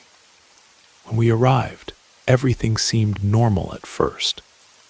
During dinner, we were chatting pleasantly when my mother-in-law suddenly asked me something that caught me completely off guard. "Did you cast some kind of spell on my son?" I was speechless. Never in my life did I imagine hearing something like that. The only response I could muster was, "I don't know. Ask him. He's the one who would know about that." As the months passed, I began noticing changes in my partner's behavior. Some days he would act extremely rude toward me, looking at me with what felt like contempt. On other occasions, I could only lie down in bed after he had fallen asleep on the couch. He owned his own business and would leave the house around 10 in the morning every day, leaving me to walk alone to my mother's house about 45 minutes away. Sometimes I spent the night there, but I couldn't rest properly. Around 3 in the morning, I would hear a bird that would land near the window and call my name. I'd wake my mother, but she never heard anything. My partner began furnishing our house and decided to make separate rooms for his mother and sister, even though they lived nearby. I didn't interact with them much, but I could tell his mother had tremendous influence over him. Despite it being our home, she always dictated how everything should be done. This bothered me deeply, but being pregnant, I chose not to confront her. When my baby arrived during a fierce winter storm, my partner became gentler with me, though his mother's interference continued. She controlled all the money in the house, preventing him from giving me any. She decided what to buy, managed the finances, and even bathed my son. During this time, I remember the baby had difficulty sleeping, crying a lot at night and only falling asleep at dawn. With time, both my son and I began getting sick frequently, about 2 or 3 times a month, with high fevers reaching 104 degrees. Although I tried to find rational explanations, in my desperation, I resorted to traditional methods like cleansing him with an egg, believing it might be the evil eye. Surprisingly, every time I did this, the egg would come out almost rotten. My mother-in-law, meanwhile, never missed an opportunity to criticize me. She insisted on telling me what I should or shouldn't do, checked the furniture for dust, and even inspected whether I had washed the dishes properly. Despite all this, my partner never confronted her or said anything in my defense. I noticed I was losing a lot of weight, but people said it was normal because of breastfeeding. At first, I didn't pay much attention, but I became truly worried when my son started getting sick.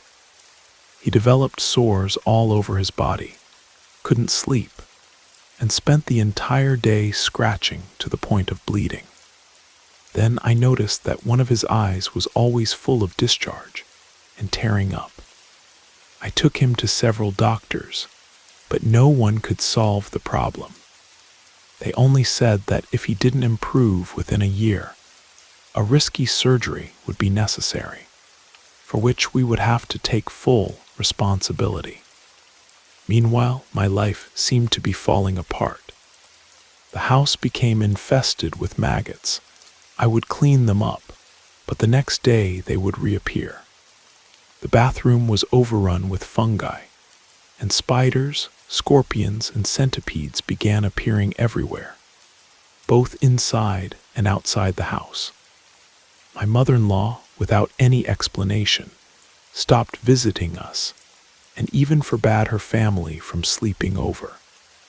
One night, I had a strange dream about a mysterious man.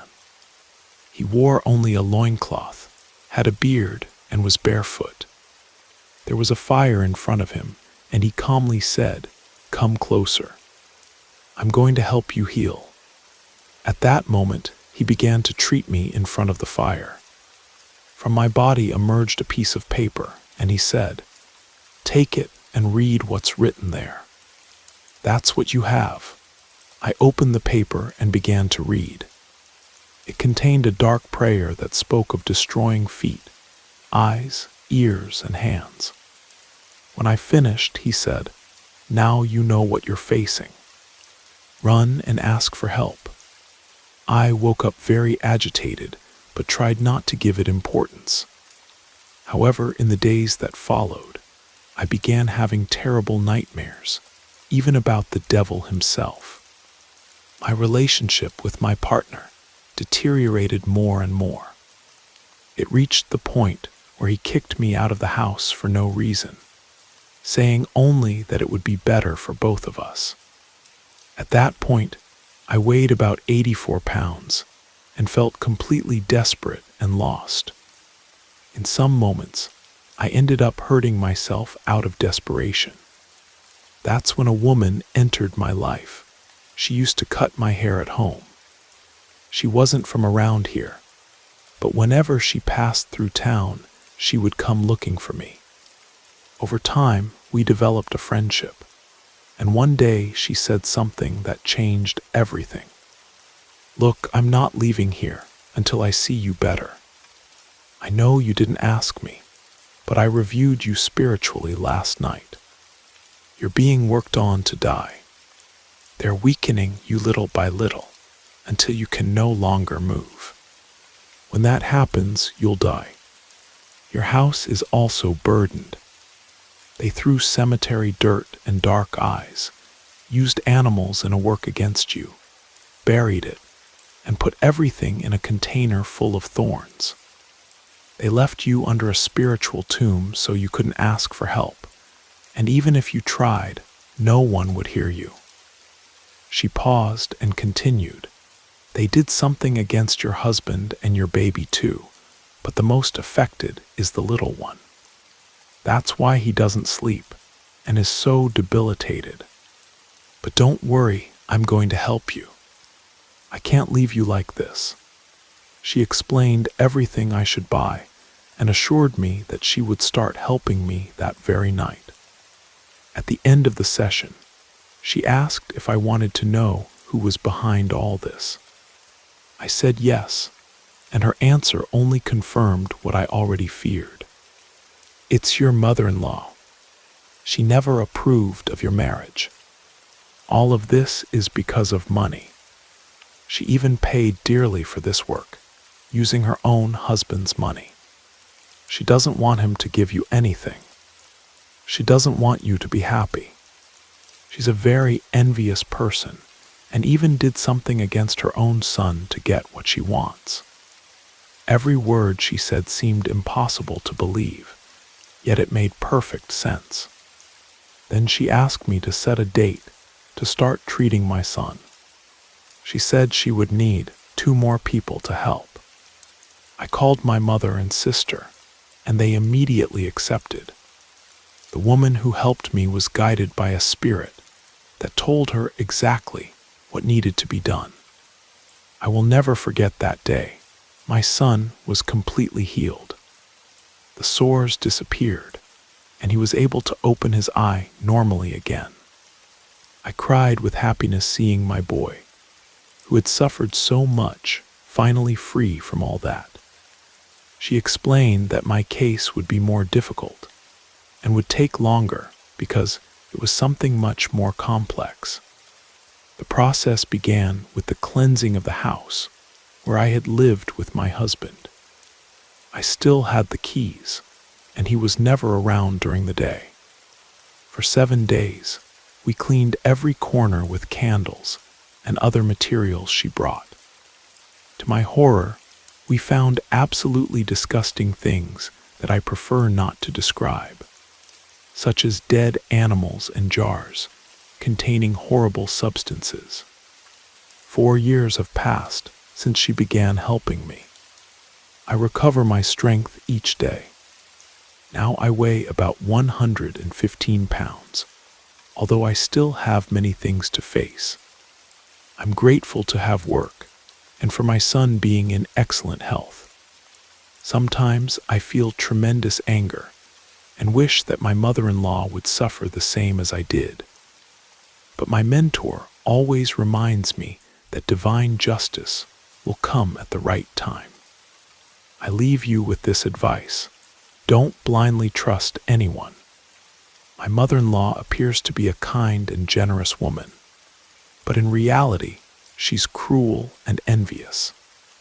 I live waiting for the day when karma reaches her, and she pays for everything she did.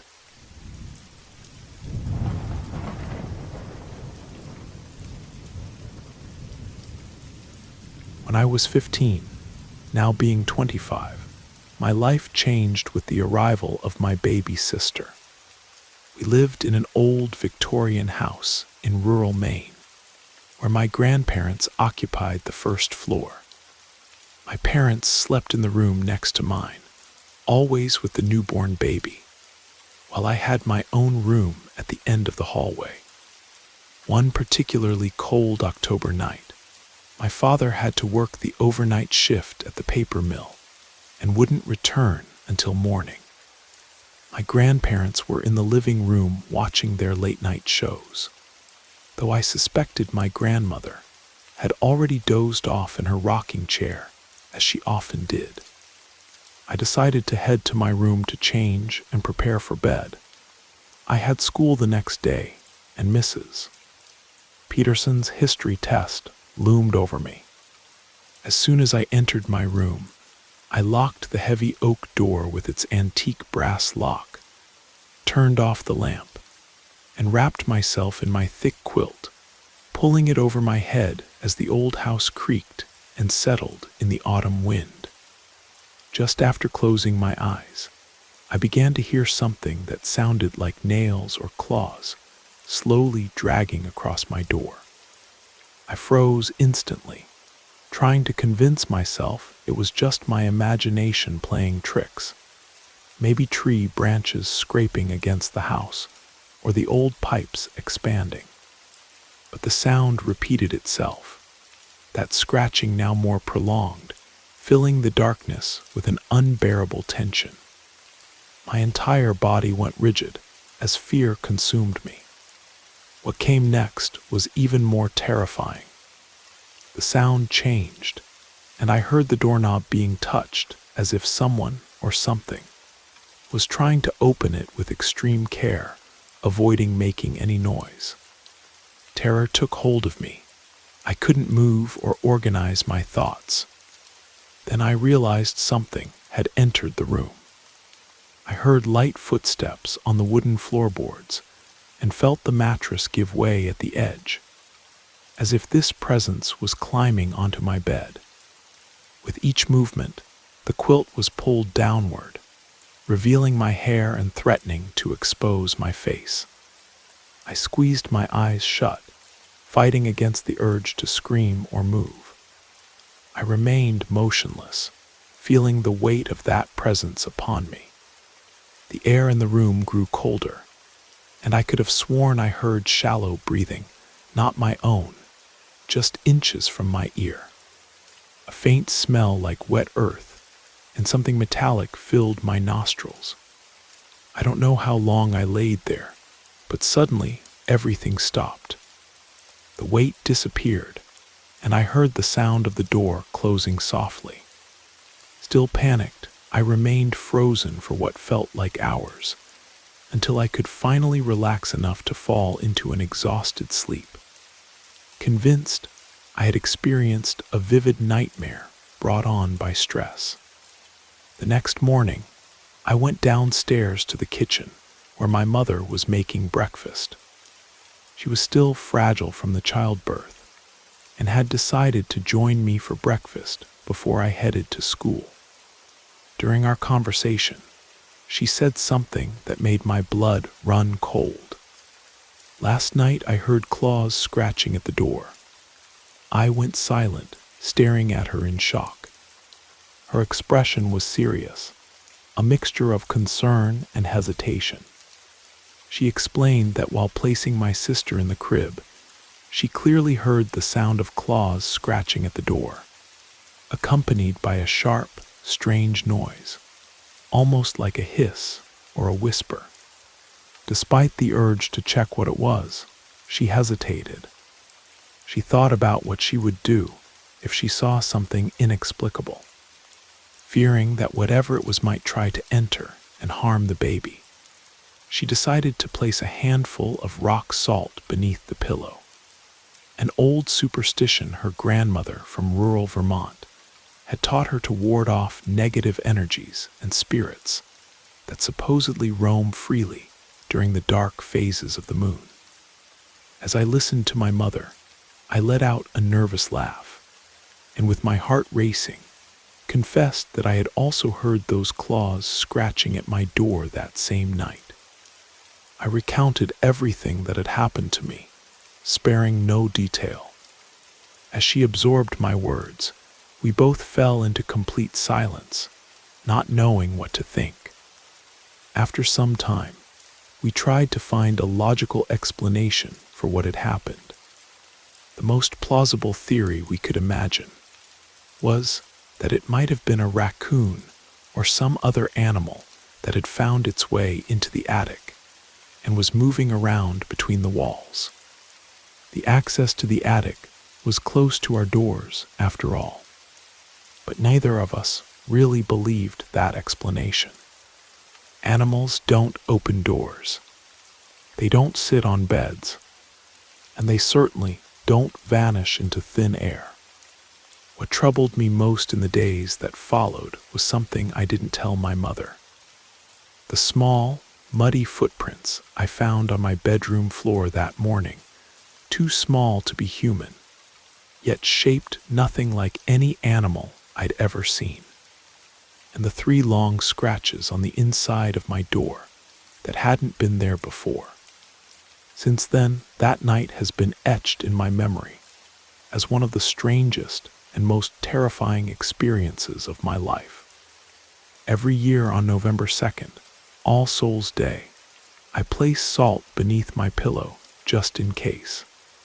Some traditions, no matter how superstitious they might seem, carry wisdom we can't always explain. I still live in Maine, though not in that house. My sister is 10 now, bright and full of life. Sometimes she tells me about her nighttime friend who visits her room, the one with the long fingers who likes to scratch. I tell her it's just dreams, but I don't really believe that either.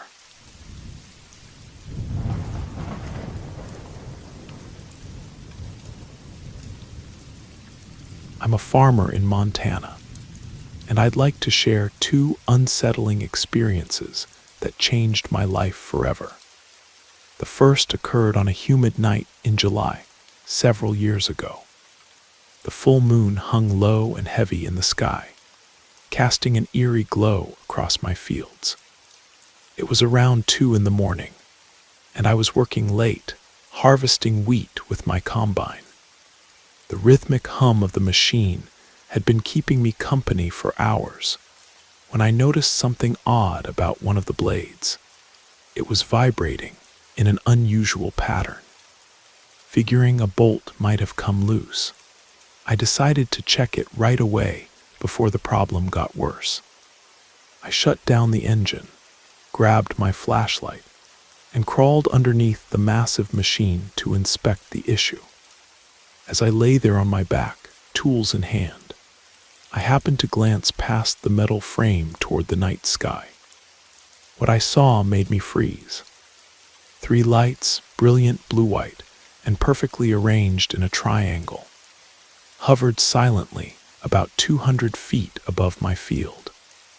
At first, I thought it might be a military aircraft, but there was no sound whatsoever. I quickly slid out from beneath the combine and stood up, making sure the glare from my flashlight wasn't playing tricks on my eyes. The lights began to pulse, then suddenly rotate at impossible speeds before shooting upward and vanishing into the darkness above. The entire event lasted maybe 15 seconds, but it left me standing there for nearly an hour, trying to make sense of what I'd witnessed. The second incident was far more terrifying and happened more recently, November of last year during the final harvest.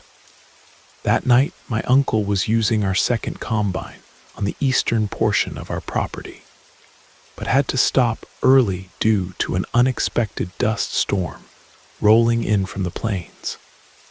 Around here, we call those storms prairie ghosts, when they come from the east, or widowmakers, when they blow in from the west. He radioed to let me know he was heading home, but I decided to keep working in the section he'd already cleared. The hours stretched on, and it was past 3 in the morning when I realized I'd need more time to finish up. The new combines we use have rear-facing cameras that display on a dashboard screen, allowing us to monitor our work without constantly looking back. I'd just gotten off the phone with my wife, letting her know I'd be late, when something on the camera screen caught my eye. My blood ran cold instantly. A pale, humanoid figure was perched atop the grain header attachment. My first instinct was to dismiss it as a trick of light or a camera malfunction, but the image was too clear, too defined. I turned in my seat to look directly behind me, and there it was, motionless, with its back toward me. I immediately stopped the combine, my heart pounding so hard I could feel it in my throat. After several minutes of paralyzing fear, I somehow found the courage to climb down from the cab and approach. As I got closer, the figure suddenly turned, revealing a face I'll never forget. A woman, small in stature, with hollowed-out sockets where eyes should have been. They weren't just dark, they seemed to absorb the light around them. Pure terror overwhelmed me, and I blacked out on the spot. I regained consciousness around 4:30, lying face down in the dirt with a splitting headache and momentary confusion about where I was. Deciding I'd had enough for one night, I shakily climbed back into the combine and drove home, trying desperately to convince myself that extreme fatigue had caused me to hallucinate. When I arrived, my parents and grandparents were already awake, tending to the cattle in the early morning hours. I went straight to my room, but couldn't sleep a wink. Later that morning, while having coffee with my grandmother, I casually mentioned the field where I'd been working. Her expression changed instantly. Her usual warm smile vanished, replaced by a stern, worried look. In a voice that left no room for argument, she simply said, "Don't you ever go back there at night?" Intrigued by her reaction, I shared what had happened. She immediately crossed herself, reached for the rosary she always kept in her pocket, and began to pray under her breath. Confused, I asked why she was so frightened. That's when she told me a story that sent chills down my spine. In her youth, that particular section of our property had been the site of a small settlement, just 4 or 5 houses occupied by elderly couples who eventually moved away to nearby towns. After the place was abandoned, the dilapidated structures were torn down, and the land was converted to farmland. But there was a horrific legend attached to that place. According to local history, sometime in the late 1800s, a drifter had assaulted and murdered a young woman there, gouging out her eyes before burying her in the settlement's small cemetery. Since then, stories of her apparition, terrorizing unsuspecting farmers, had circulated through generations. My grandmother recalled one particularly disturbing incident from when she was a teenager. A young farmhand was found dead in a nearby field, his eyes turned completely white. mouth contorted in a silent scream, and neck broken at an impossible angle. While the official report claimed he had fallen from his horse, the expression of sheer horror frozen on his face fueled beliefs that he had encountered the woman's vengeful spirit. As much as I tried to maintain my rational outlook, what happened next shattered my skepticism entirely. 2 weeks after my experience, we were installing an irrigation system in the elevated section of that same field to prevent flooding during the spring thaw. As we dug deep into the earth, we uncovered not one, but 7 human skeletons buried in unmarked graves. One of them, a female skeleton, was missing its skull entirely. Since that day, I've never risked working that field after sunset. These experiences have fundamentally altered how I view the boundary between our world and whatever exists beyond it. Some things simply can't be explained away, no matter how hard we try. And sometimes, the stories our grandparents tell us aren't just meant to frighten children. They're warnings we should heed.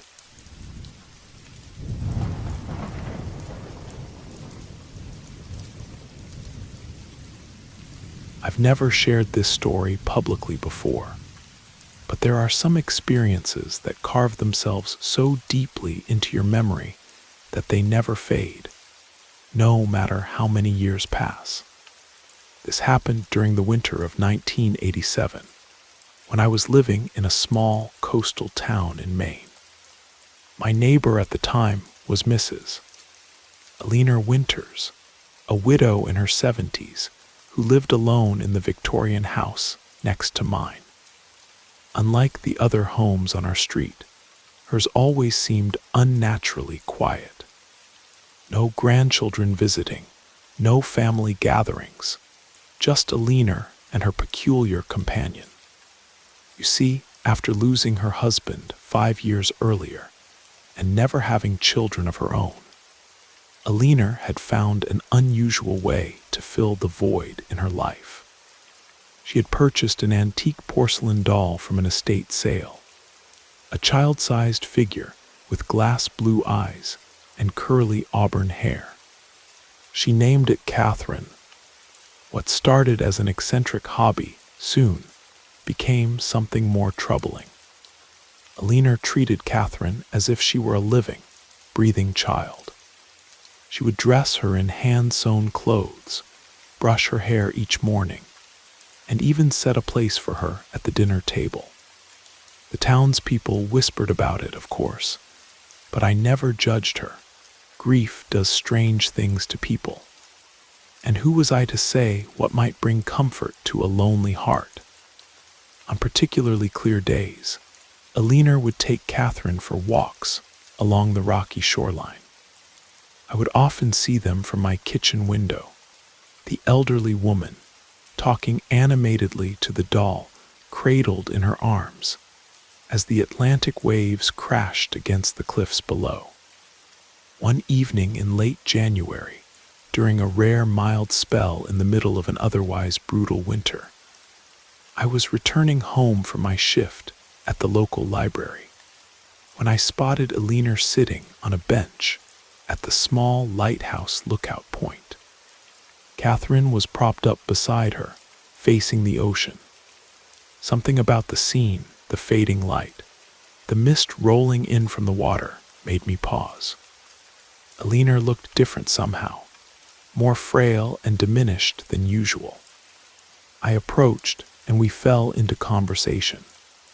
She seemed grateful for the company, though her eyes kept darting back to the doll.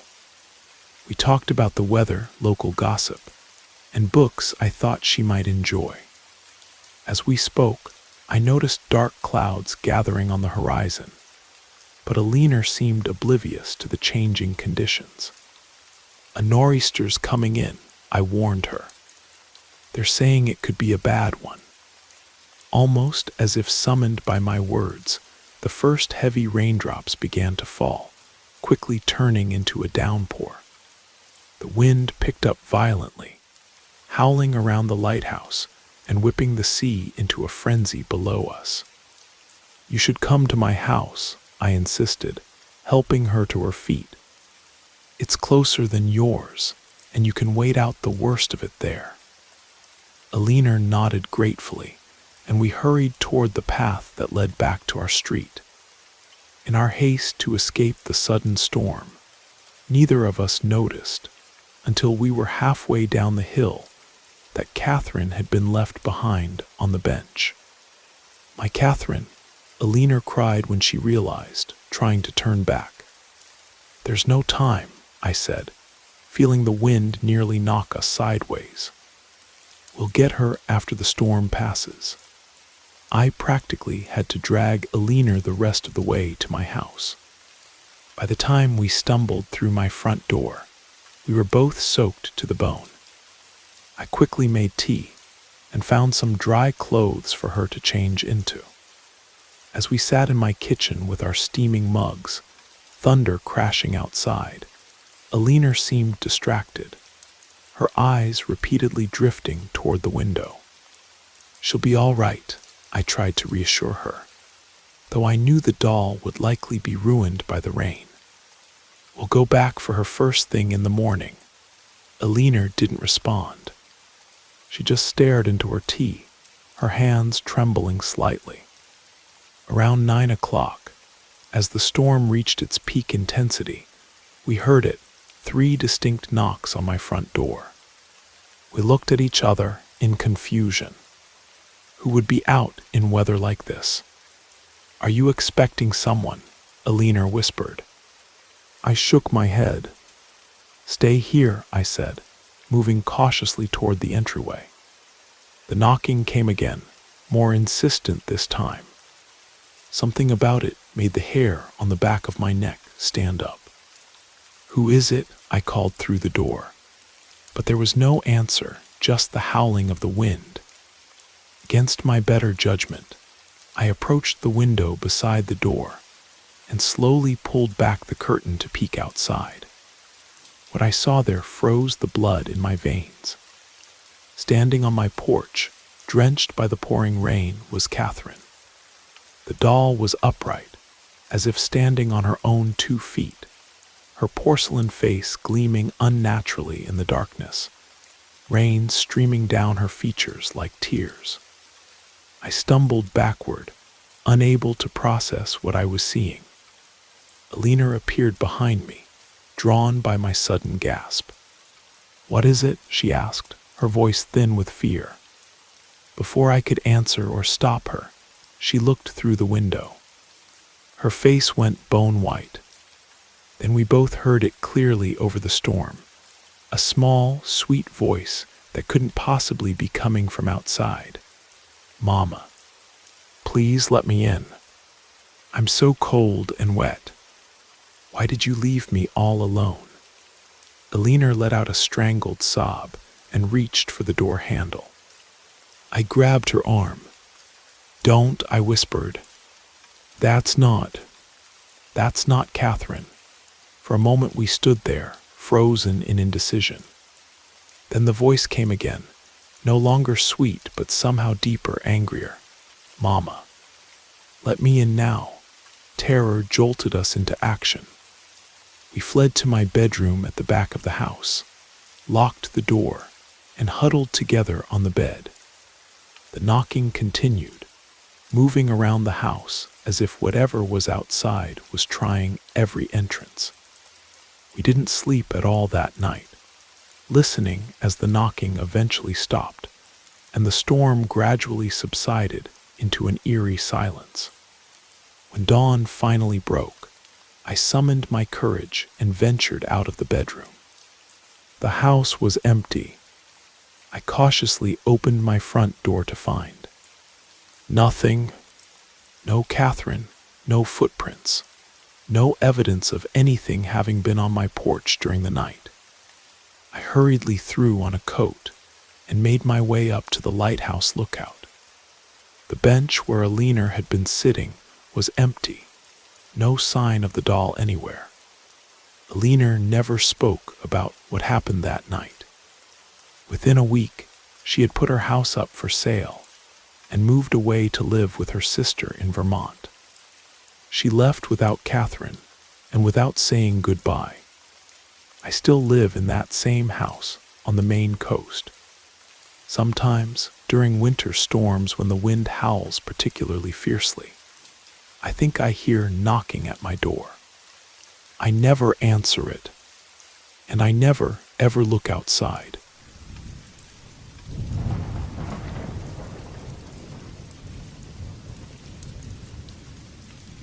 I've never shared this story publicly before, but there are some experiences that carve themselves so deeply into your memory that they never fade, no matter how many years pass. This happened during the winter of 1987, when I was living in a small coastal town in Maine. My neighbor at the time was Mrs. Alina Winters, a widow in her 70s who lived alone in the Victorian house next to mine. Unlike the other homes on our street, hers always seemed unnaturally quiet. No grandchildren visiting, no family gatherings, just Alina and her peculiar companion. You see, after losing her husband 5 years earlier and never having children of her own, Alina had found an unusual way to fill the void in her life. She had purchased an antique porcelain doll from an estate sale, a child-sized figure with glass blue eyes and curly auburn hair. She named it Catherine. What started as an eccentric hobby soon became something more troubling. Alina treated Catherine as if she were a living, breathing child. She would dress her in hand-sewn clothes, brush her hair each morning, and even set a place for her at the dinner table. The townspeople whispered about it, of course, but I never judged her. Grief does strange things to people. And who was I to say what might bring comfort to a lonely heart? On particularly clear days, Alina would take Catherine for walks along the rocky shoreline. I would often see them from my kitchen window, the elderly woman talking animatedly to the doll cradled in her arms as the Atlantic waves crashed against the cliffs below. One evening in late January, during a rare mild spell in the middle of an otherwise brutal winter, I was returning home from my shift at the local library when I spotted Alina sitting on a bench at the small lighthouse lookout point. Catherine was propped up beside her, facing the ocean. Something about the scene, the fading light, the mist rolling in from the water, made me pause. Alina looked different somehow, more frail and diminished than usual. I approached, and we fell into conversation. She seemed grateful for the company, though her eyes kept darting back to the doll. We talked about the weather, local gossip, and books I thought she might enjoy. As we spoke, I noticed dark clouds gathering on the horizon, but Alina seemed oblivious to the changing conditions. "A nor'easter's coming in," I warned her. "They're saying it could be a bad one." Almost as if summoned by my words, the first heavy raindrops began to fall, quickly turning into a downpour. The wind picked up violently, howling around the lighthouse and whipping the sea into a frenzy below us. "You should come to my house," I insisted, helping her to her feet. "It's closer than yours, and you can wait out the worst of it there." Alina nodded gratefully, and we hurried toward the path that led back to our street. In our haste to escape the sudden storm, neither of us noticed, until we were halfway down the hill, that Catherine had been left behind on the bench. "My Catherine," Alina cried when she realized, trying to turn back. "There's no time," I said, feeling the wind nearly knock us sideways. "We'll get her after the storm passes." I practically had to drag Alina the rest of the way to my house. By the time we stumbled through my front door, we were both soaked to the bone. I quickly made tea and found some dry clothes for her to change into. As we sat in my kitchen with our steaming mugs, thunder crashing outside, Alina seemed distracted, her eyes repeatedly drifting toward the window. "She'll be all right," I tried to reassure her, though I knew the doll would likely be ruined by the rain. "We'll go back for her first thing in the morning." Alina didn't respond. She just stared into her tea, her hands trembling slightly. Around 9 o'clock, as the storm reached its peak intensity, we heard it, 3 distinct knocks on my front door. We looked at each other in confusion. Who would be out in weather like this? "Are you expecting someone?" Alina whispered. I shook my head. "Stay here," I said, moving cautiously toward the entryway. The knocking came again, more insistent this time. Something about it made the hair on the back of my neck stand up. "Who is it?" I called through the door. But there was no answer, just the howling of the wind. Against my better judgment, I approached the window beside the door and slowly pulled back the curtain to peek outside. What I saw there froze the blood in my veins. Standing on my porch, drenched by the pouring rain, was Catherine.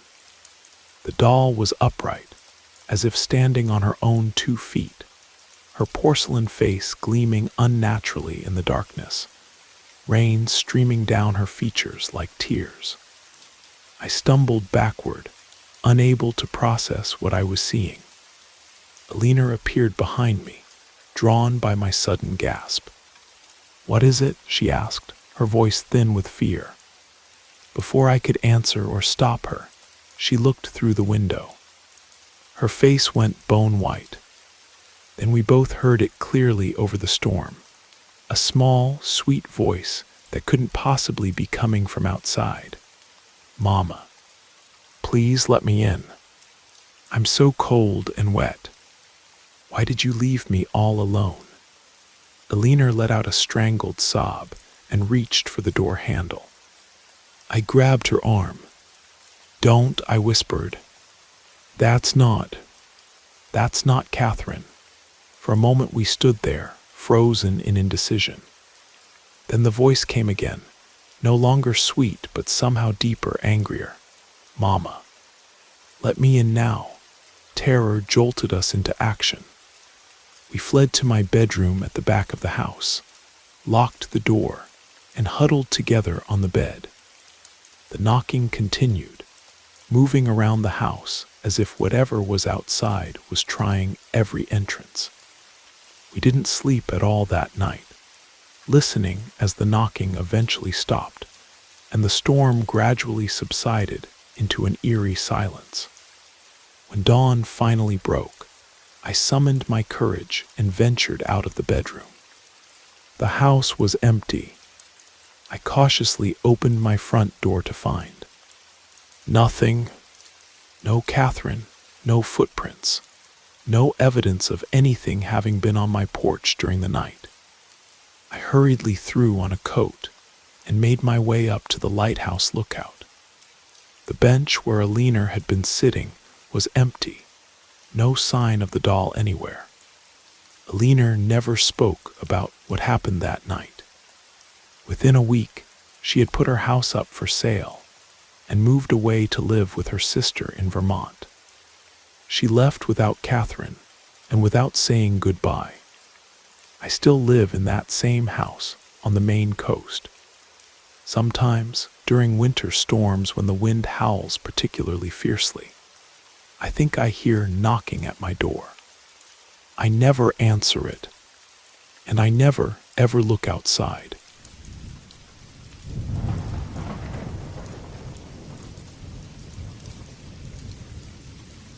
I want to share with you the most painful and shameful story of my life. I ask that you keep my anonymity for reasons that will soon become clear. I'm a young woman who moved to Boston after college, full of hope and ambition. That's where I met him, Daniel. We had a relationship that lasted over 4 years, and at first, he seemed like the perfect partner, tall, hardworking, romantic, and devoted. After 3 years together, Daniel suggested we move in together, and I agreed. Shortly after settling into our cozy apartment near the harbor, he proposed starting a family. I was thrilled and soon became pregnant. That's when my nightmare began. The change in his behavior was abrupt. From being a loving partner, he transformed into someone aggressive, controlling, and even violent. Arguments became constant, and he seemed irritated by the smallest things. Our financial situation deteriorated rapidly, and I, pregnant with our child, began experiencing hunger. The breaking point came during an argument when he physically assaulted me, sending me to the hospital. Tragically, I lost the baby. After the incident, Daniel begged for forgiveness, promised to change, and acted as if nothing had happened. Hopeful, I gave him another chance. However, his mood swings became unpredictable, sometimes affectionate, sometimes completely indifferent. Meanwhile, my health began to deteriorate in ways I couldn't understand. Episodes of vomiting and diarrhea became daily occurrences, and I started losing weight at an alarming rate. I became so thin that I could see my own bones protruding through my skin.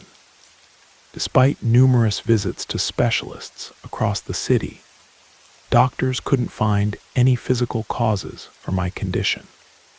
They suggested anemia or iron deficiency, but all my tests came back normal. To make matters worse, I began having disturbing experiences during the night. I felt as if I was being watched when alone. I would perceive something entering the bedroom, an invisible presence that would sink the mattress beside me.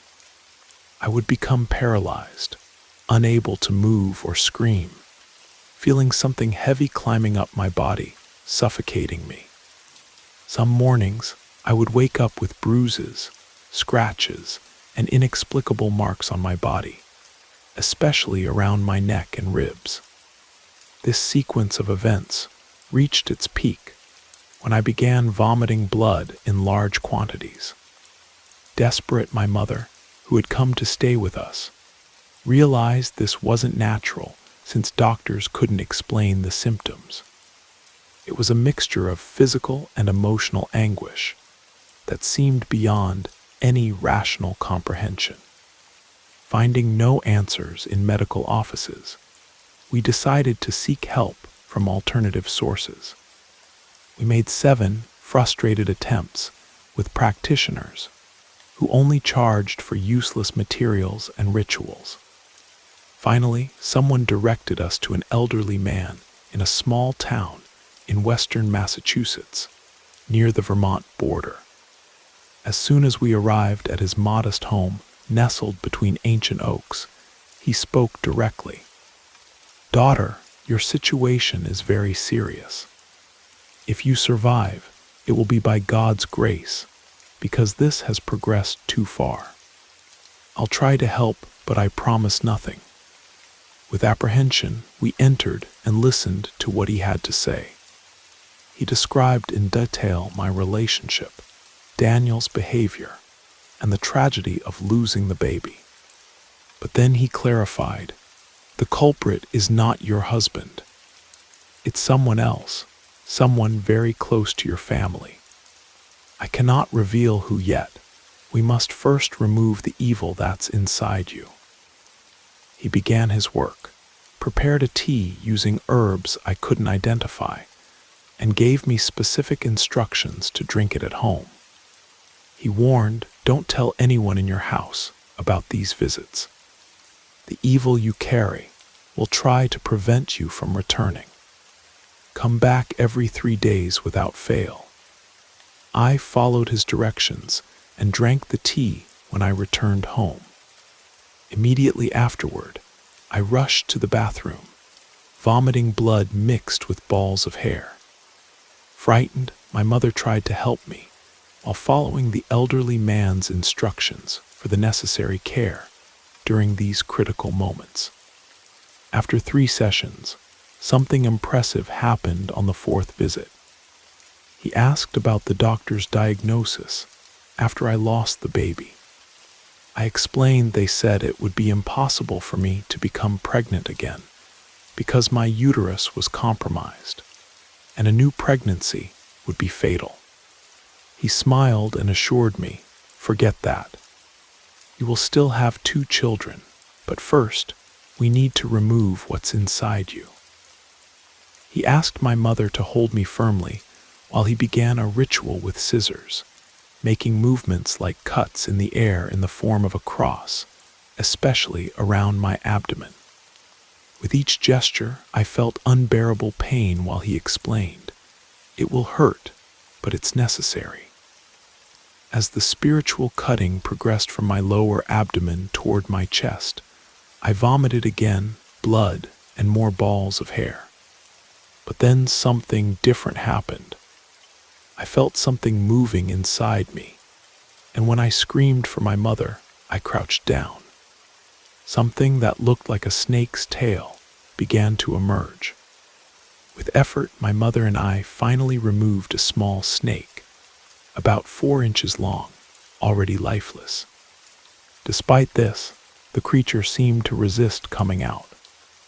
I handed it to the elderly man, who placed the snake in a jar along with other materials, stating that this was the evil that had been inside me.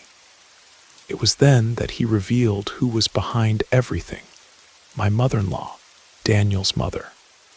She had never accepted me and didn't want us to form a family.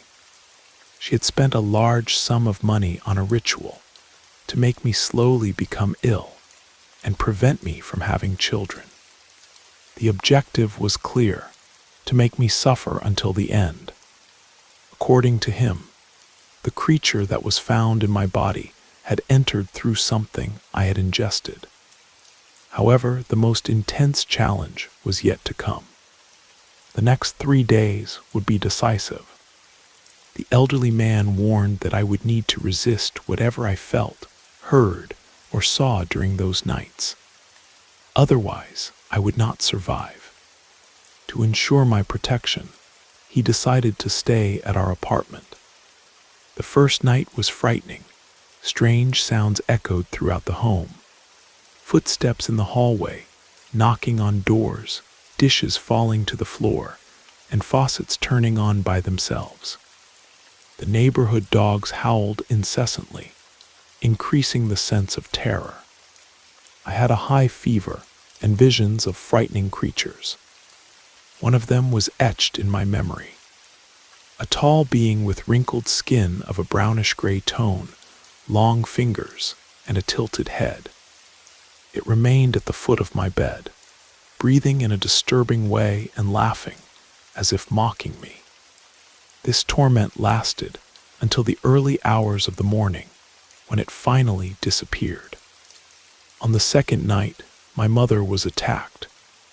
However, thanks to the elderly man's prayers and protections, the damages were not greater. On the third night, he took additional precautions, spreading salt by the windows, doors, and under the bed, in addition to praying without ceasing, alternating between English and an unknown language. When the sun rose, I asked for food for the first time in months. My mother, emotional, cried seeing me hungry and with strength to feed myself. After that, the elderly man questioned if I wanted to return the evil to my mother-in-law. He explained that the spell would return to the author of the work, but it would be my decision. Despite everything, I preferred to let God take care of my mother-in-law's fate. The elderly man respected my choice, and refusing any payment only asked to be included in my prayers. 3 months later, my mother-in-law's fate took another turn when Daniel discovered the entire truth and broke any ties with her. She began to waste away, with symptoms similar to those I had faced. Hospitalized on an IV and respirator, she didn't survive.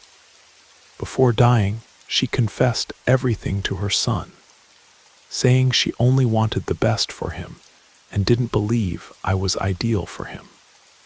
Amid requests for forgiveness, she passed away. It took me a year to recover completely. Today, I dedicate myself to helping those facing similar situations. I emphasize that skepticism is fine, but seek help as soon as possible. There are circumstances that medicine cannot explain, but other practices can bring answers. This story isn't just about supernatural forces or family betrayal. It's about survival, forgiveness, and the mysterious connection between body and spirit. Sometimes the darkest shadows don't come from strangers, but from those closest to us, those who claim to love us most. And sometimes healing comes not from modern medicine, but from ancient wisdom we've long forgotten.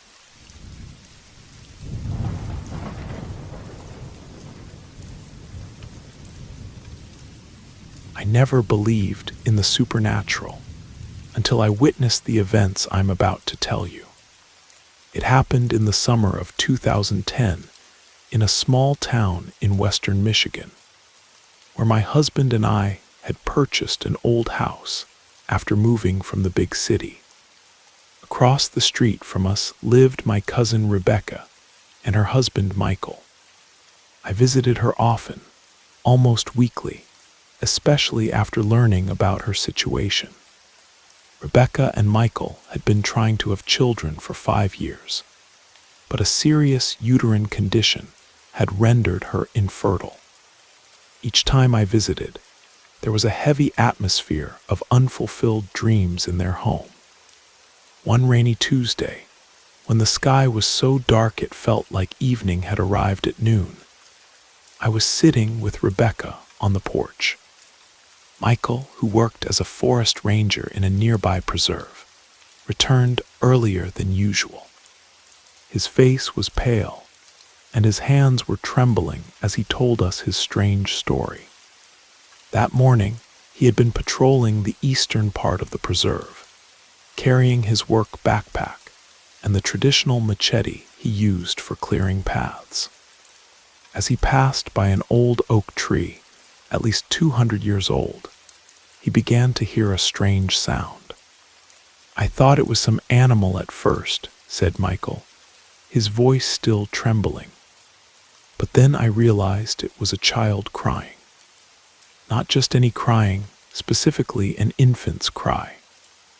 He stopped, looked around, thinking that perhaps someone had abandoned a baby in the forest, which was absurd. But the sound was so realistic. The crying grew louder, more insistent, as if the baby was calling specifically to him. "I couldn't find the source of the sound," Michael continued, "but I felt like it was coming from everywhere and nowhere at once." Then he felt a strange warmth from his backpack. Something seemed to be urging him to look inside. When he opened his backpack and emptied all its contents onto the damp forest floor, among his belongings, he saw something that made his blood run cold. At the bottom of his backpack lay a white worm, as long as his palm and as thick as a finger. But its size wasn't the most disturbing thing. The sound of a baby crying was coming from this very creature. "I've never seen anything like it," said Michael, his eyes wide open from the memory. It was almost translucent, and something inside was pulsating like a tiny heart. In a fit of horror and disgust, Michael grabbed his machete and cut the creature in half. The crying immediately stopped, leaving only the sounds of the forest, rustling leaves, and the distant cry of a hawk. He threw his belongings back into his backpack, leaving the severed creature to rot among the fallen leaves, and hurried home, feeling an inexplicable anxiety. As he told his story, I noticed that Rebecca looked unnaturally pale. She touched her stomach and quietly said, "I've been feeling strange since morning, like something inside me is screaming in pain." A chill ran through me. "When exactly did this start?" I asked. "Around 10 in the morning," she replied, not understanding what I was getting at. Michael froze. "That's exactly when I found and killed that worm." We sat in silence, trying to make sense of this eerie coincidence. For the next few days, Rebecca suffered from an inexplicable illness: high fever, abdominal pain, periodic nausea. No doctor could explain her condition. A week later, I visited my grandmother, who lived in a nursing home on the outskirts of town. Grandma Alina had always been the keeper of old knowledge and traditions in our family, which originated from Eastern Europe. When I told her about the strange incident, she was silent for a long time, then spoke in a quiet, slightly trembling voice. In our old country, they believed that children who were not destined to be born sometimes seek a way into the world through other means. Sometimes they come as white worms that appear near those who should have been their parents. These creatures are souls seeking a body, a form, a life. "But that's just old superstition," I objected, although my heart was beating faster. Grandmother shook her head. "Between a mother and an unborn child, there exists a connection that cannot be broken even when the child cannot come into this world in the usual way. Destroying such a creature, it's like terminating a life again and again." When I returned home, I couldn't stop thinking about this story. Suddenly, Rebecca called me. Her voice sounded different, lighter, almost joyful. "Something happened," she said. "The doctors just did an ultrasound. They can't explain it, but it seems my uterus is healing. They say it's almost like a miracle." Over the next few months, Rebecca's condition continued to improve. A year later, the unbelievable happened. She became pregnant. And when her daughter was born 9 months later, I noticed a strange white birthmark on her back, shaped like a small worm. Sometimes I think about that creature in the forest and the crying it made. Could it be that Michael's encounter with it was actually part of some larger, incomprehensible plan? Was it by chance that he cut the creature exactly in half, creating 2 separate lives from one? We will never know the truth. But when I look at my little niece, growing strong and healthy, I can't help but think that sometimes the strangest, darkest moments in our lives can lead to the most unexpected light. And perhaps some mysteries are better left unsolved.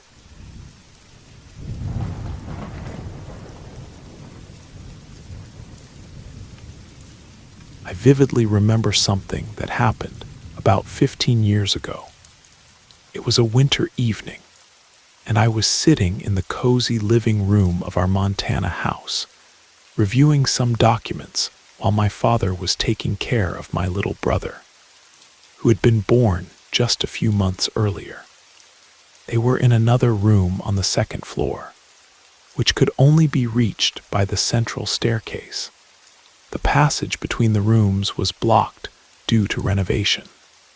After finishing with the papers, I stood up to return to my room. When I turned toward the doors leading to the hallway, I froze in place at what I saw. Right in front of me, less than 2 feet away, stood a boy about 10 years old.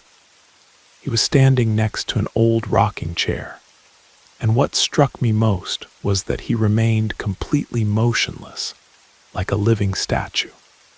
But something inside me knew for certain. This wasn't just some object, he was alive. The strangest thing was that he wasn't looking at me. His gaze was fixed on the old fireplace on the opposite side of the room. Up to this point, this might have seemed like a typical story about a ghost that appears and quickly disappears, but not this time. Most interestingly, I didn't feel afraid. On the contrary, some inexplicable feeling told me that this boy was my brother. Of course, this made no sense since my brother was still an infant. Without thinking, I approached closer and stroked his head. The touch didn't feel different from normal. It was absolutely real and warm. After that, I simply turned to leave. However, before exiting the room, I looked back once more at the place where he had been standing, and he was still there, just as motionless, as if completely unaware of my presence. When I went up to the room where my father was with my brother, I asked if my brother could already walk. My father looked at me in surprise and replied that no, he was only a few months old. It was at that moment that the strangeness of what had happened truly struck me. Most intriguing was that, as the years passed and my brother grew, he became more and more like the boy I had seen that winter night in the living room. Today, when he's turned 10, he is an exact copy of that figure. My brother is a perfectly normal child, but that memory remains alive in my mind. And I still ask myself what really happened that night. Even more strange was that last month, we found an old diary belonging to our great-grandfather, where he described an almost identical incident with his brother. As if in our family, there exists some connection that transcends time.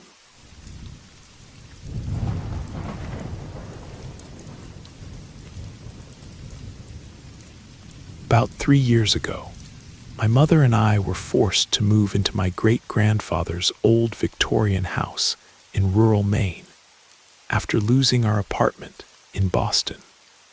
The house had been vacant for almost a decade since his passing, except for the occasional relative who'd stay there while visiting the area. My mom's cousins and my great-aunt Martha had all warned us that strange things had been happening in that house ever since my great-grandfather Harold passed away. They spoke of unexplained noises, objects moving on their own, and an overwhelming sense of being watched. I never paid much attention to these stories. I've always considered myself too practical for ghost tales, until I experienced something terrifying myself. It was a bitterly cold January afternoon during winter break.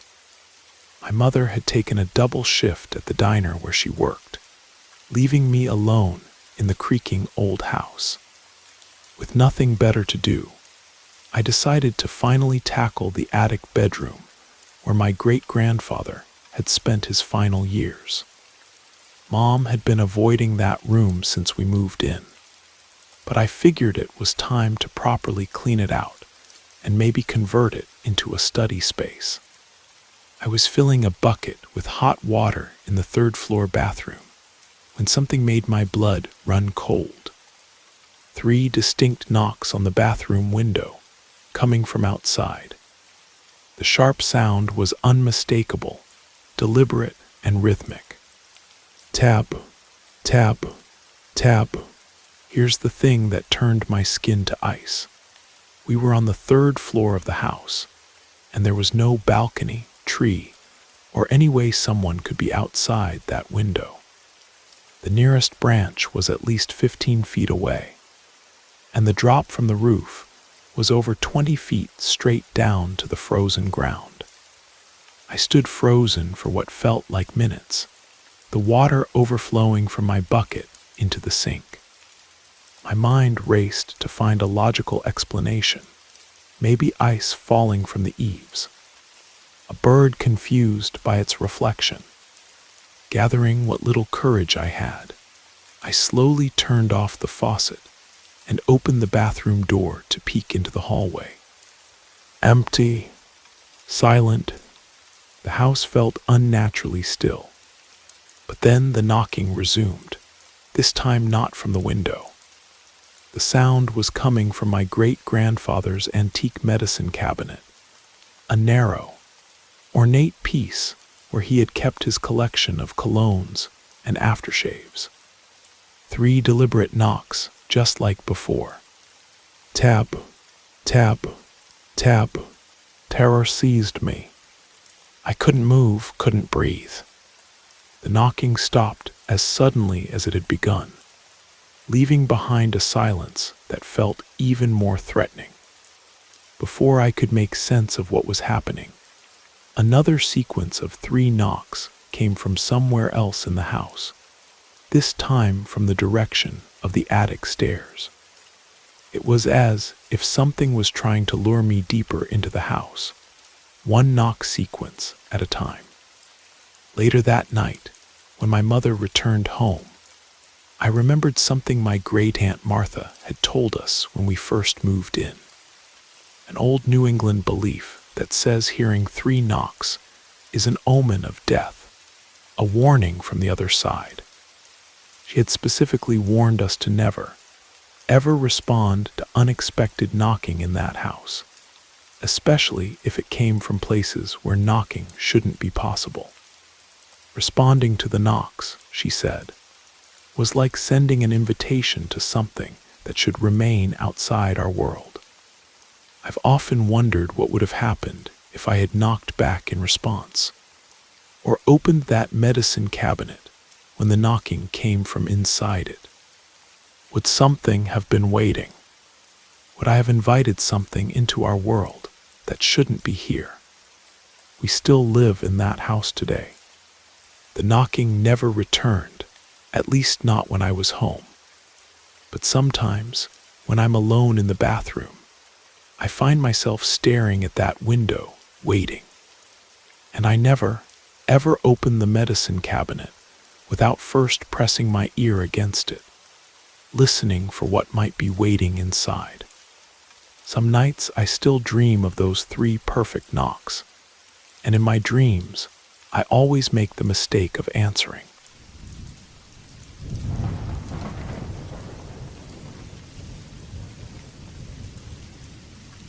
About 15 months ago, my mother was admitted to a rehabilitation center in rural Vermont to treat her alcohol dependency. On that same night, something happened that would forever change my life. I was sleeping in my small apartment in Burlington when I was awakened by a sound that seemed to indicate someone had entered. It was eerily familiar, as if my mother had somehow returned. Despite living alone, I could clearly distinguish the distinct sound of her footsteps entering the room where I lay. When the door slowly creaked open, a wave of cold air swept through the apartment. The temperature dropped so suddenly that I could see my breath forming small clouds in the darkness. Then I felt the weight of someone sitting on the edge of my bed, and with a voice filled with tenderness and emotion, she spoke. "Sweetheart, Mom has to go now, but never forget that I will always love you and be by your side, no matter where you are. Know that I love you more than anything in this world." Still half asleep, I turned my eyes toward the wall, hearing everything without questioning what was happening. The familiar scent of her perfume, vanilla and sandalwood, filled the air around me. After her words, I felt as if she had stood up and placed a gentle kiss on my forehead. The touch of her lips was unnaturally cold, something I found strange but chose to ignore. Then I heard the door closing softly, and I noticed the temperature in the room returned to normal. I drifted back to sleep, thinking I would see her the next weekend as planned. The following afternoon, my grandmother arrived at my apartment accompanied by my uncle, both wearing expressions of profound grief. With shaking hands, my grandmother reached for mine. In a voice broken with emotion, they told me the devastating news. My mother had passed away at the rehabilitation center around 4 a.m. from complications related to withdrawal, a risk the doctors had warned us about, but assured us was rare. As soon as I heard this, the memory of that night came rushing back with tremendous force. I realized then that what I had experienced wasn't just a dream or my imagination running wild. The timeline matched perfectly. She had come to say goodbye at almost the exact moment she had passed. I decided, however, to keep this experience to myself, fearing that no one would believe me. My family was already struggling with their grief, and I didn't want to add to their burden with something they might dismiss as a stress-induced hallucination. In the weeks that followed, I found myself researching similar experiences. I discovered that many people report visitations from loved ones at the moment of their passing. Some researchers call them crisis apparitions. Learning that others had similar experiences brought me a strange comfort. To this day, I reflect on what happened that night, and I firmly believe that my mother came to say goodbye to me before departing this world. I don't classify this as a frightening story, though there was something undeniably supernatural about it. Instead, it carries a mixture of sadness and longing that will always accompany me, but also a profound sense of peace, knowing that our connection transcended even death itself. Sometimes, on particularly difficult nights when I miss her most, I feel that same cool breeze pass through my room, and I know she's still watching over me, just as she promised.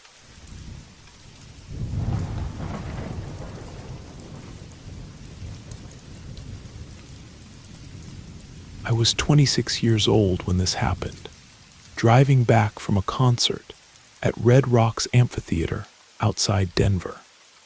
It was a chilly autumn night, the kind where fog hangs low on mountain roads, turning familiar landmarks into menacing silhouettes.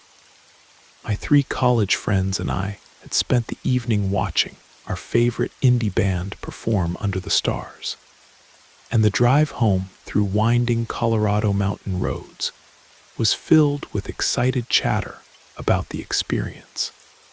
The digital clock on my dashboard read 3:27 in the morning as we made our way down from the mountains toward the suburbs. I'd promised to drop everyone off safely, so we gradually made our way through the outskirts of the city, the streets growing quieter with each friend that departed. After dropping off my second friend, only my roommate Jake remained, half asleep in the passenger seat. We stopped at a red light near the entrance to our neighborhood, an area that was normally bustling during the day, but eerily deserted at this hour. The intersection was cloaked in an unusual mist, the amber streetlights creating hazy halos in the fog. That's when I first noticed her. A figure stood motionless on the sidewalk, about 30 yards ahead, partially obscured by the mist. At first, I paid little attention, assuming it was just someone waiting for a ride or heading home after a late night. I continued talking to Jake about the encore performance, occasionally glancing at the figure. But something felt wrong. Each time I looked up, she seemed to have moved closer to us without any visible walking motion. It was as if she simply appeared in a new position, whenever I blinked or looked away. The hairs on my arms stood up as I realized she had somehow halved the distance between us in mere seconds. "Jake," I whispered, nudging my half-asleep friend. "Do you see that woman out there?" Jake stirred and peered through the windshield, instantly becoming alert. "What the hell? Where did she come from?" His voice trembled slightly. The light remained stubbornly red, unusually long for this time of night. The woman moved again, now only 10 feet from the passenger side of my car. Her movements were jerky and unnatural, like watching a film with missing frames. She wore a long white dress that seemed oddly dry despite the misty conditions. Her hair hung in wet tangles around her face, obscuring her features. "This isn't right," Jake muttered, frantically pressing the lock button even though the doors were already secured. "Drive, man. Just run the light. There's nobody around." I nodded and pressed my foot on the gas pedal, but the engine suddenly died. The dashboard lights flickered and went out completely. I turned the key in the ignition repeatedly, but the engine wouldn't even sputter. It was as if something had drained all power from the vehicle. "Try your phone," I told Jake, reaching for my own in my pocket. The screen remained black when I pressed the power button. Jake's phone was similarly dead. The temperature in the car seemed to drop 20 degrees in seconds. Our breath came out in visible puffs as panic began to set in. Outside, the woman had moved to stand directly beside Jake's window, her face still hidden. "Don't look at her," Jake whispered, but it was too late. I was already staring. Slowly, deliberately, she raised her head, pushing her wet hair away from her face. Jake let out a strangled cry, and I felt my blood turn to ice. She had no face. Where there should have been eyes, a nose, and a mouth, there was only smooth, pale skin stretched tightly over bone, like a mannequin. Yet somehow I could feel her awareness, her attention focused intensely on us. She raised one pale hand and placed it against the window. The glass began to frost over from the point of contact, ice crystals spreading rapidly across the surface. Then, with horrifying strength, she began to pound on the window, each impact threatening to shatter the glass. A voice filled the car, though her faceless head showed no sign of speaking. It was a rasping whisper that seemed to come from everywhere and nowhere at once. "Please let me in," it pleaded. "I'm so cold out here. I just need a ride home." Jake was pressed against his seat, as far from the window as possible, his eyes wide with terror. "Make it stop," he kept repeating, his voice breaking. The pounding grew more insistent, and I noticed with horror that the window was beginning to crack. The woman's fingers were unnaturally long and seemed to be elongating further, the tips darkening as they pressed harder against the glass. In desperation, I kept trying the ignition, turning the key again and again. Just as the window began to give way, the engine roared to life, headlights blazing with unexpected brightness that caused the figure to recoil. I slammed my foot on the accelerator, tires squealing against the wet pavement as we shot through the red light.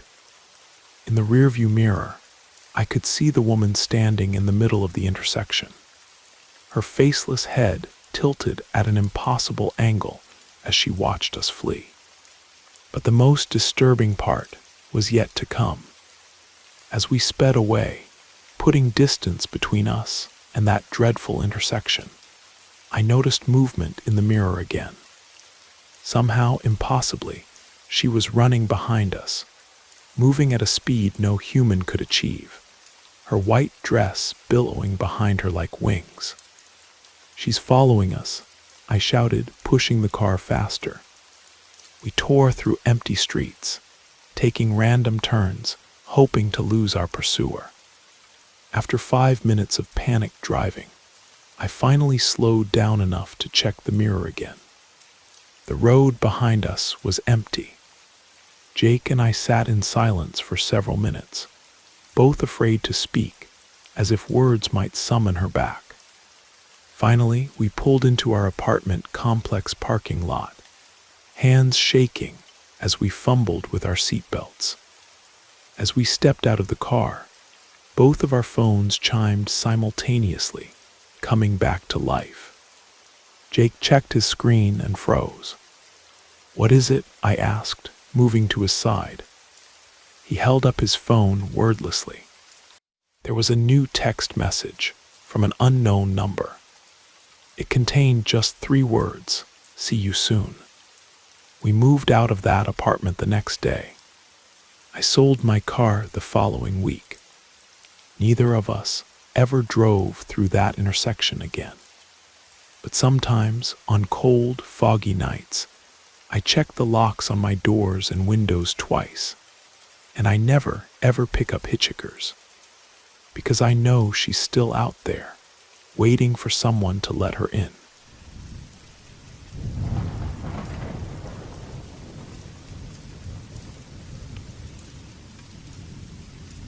What I'm about to tell you happened in the fall of 2007, but the memory remains as vivid as if it occurred yesterday.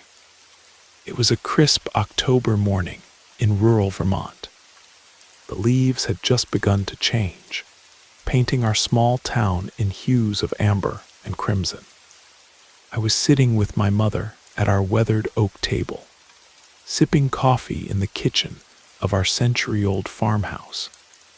The house wasn't much, modest clapboard siding with an aging metal roof supported by thick wooden beams that had stood the test of time. As we chatted about mundane things, the upcoming harvest festival, my sister's college applications, a sound began to draw our attention.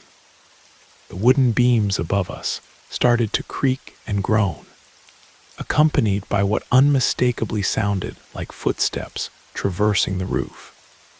"Must be squirrels," I said, trying to reassure my mother, whose face had tensed with concern.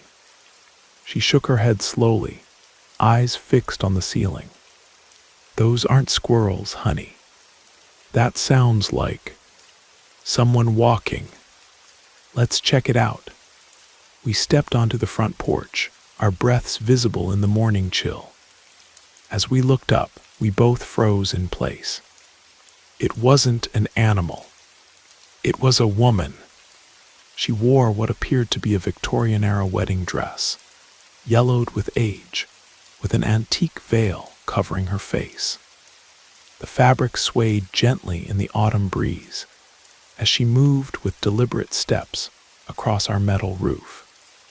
Despite clearly noticing us, her head turned slightly in our direction. She continued her slow, purposeful walk, completely indifferent to our shocked presence. Then she stopped. Without hesitation, she took one step forward off the edge of the roof and plummeted into the dense thicket behind our house, where the old cemetery property began. My mother and I exchanged horrified glances, neither able to form words as the sound of her impact never came. 3 days passed. We spoke little of what we'd seen, both silently questioning our sanity. Then came my older sister's blood-curdling scream from the backyard, where she'd been hanging laundry. We rushed outside to find her collapsed on the grass, her body trembling violently. Through heaving sobs, she described seeing a woman in white near the old oak tree that marked the boundary of our property. But what had truly terrified her wasn't the apparition itself, but its face. long hair hanging in matted, decaying strands around a partially decomposed face. Where a nose should have been was simply a darkened cavity, and her lips were entirely absent, revealing a permanent, grotesque grin of yellowed teeth. "I'm getting the holy water," my mother declared, her voice surprisingly steady. She retrieved a small bottle from the hutch where she kept family heirlooms, and began methodically walking through each room of the house, murmuring prayers I recognized from my grandmother's funeral as she sprinkled droplets in every corner.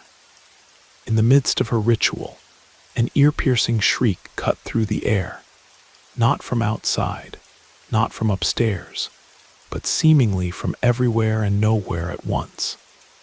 It was high-pitched and distinctly female, the kind of sound that makes your blood run cold and your skin tighten. My sister began to sob again, but my mother continued her prayers with increased urgency, her voice rising above her fear. Then came a tremendous crash from the roof, as if something massive had been hurled against it. The entire house seemed to shudder. "She can't harm us now," my mother stated firmly. "That's just her response to what I've done." Within minutes, strange scratching sounds emerged from the thicket behind our house, followed by what I can only describe as a low, rattling laugh that seemed to vibrate through my very bones. The sound lingered for several agonizing moments before fading into an absolute, heavy silence that somehow felt even more threatening. But that was it. The silence remained unbroken. In the days that followed, we learned from town records that in 1873, a young bride had hung herself from the oak tree after being abandoned at the altar, her body not discovered for days. The property where our house now stood had once been part of that same farmland. We never experienced anything strange in that house again, though sometimes on autumn mornings, I still find myself glancing nervously at the ceiling when the old beams creak. The memory of those 4 days has remained with me through the years, so vivid that even now, decades later, my heart races when I hear footsteps above me or catch a glimpse of white from the corner of my eye. If you're still listening to this recording, I'd be curious to know what time it is where you are. There's something about sharing ghost stories that connects us across time and space, isn't there? The thought that someone, somewhere, might be listening to my voice as darkness falls around them. Well, that's a different kind of haunting altogether.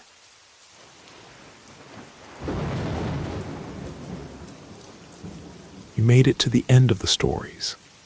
That means it's the perfect time to subscribe so you don't miss future episodes. And if you haven't already, leave a like and drop a comment. I'd love to hear your thoughts. Have a great time relaxing, and good night.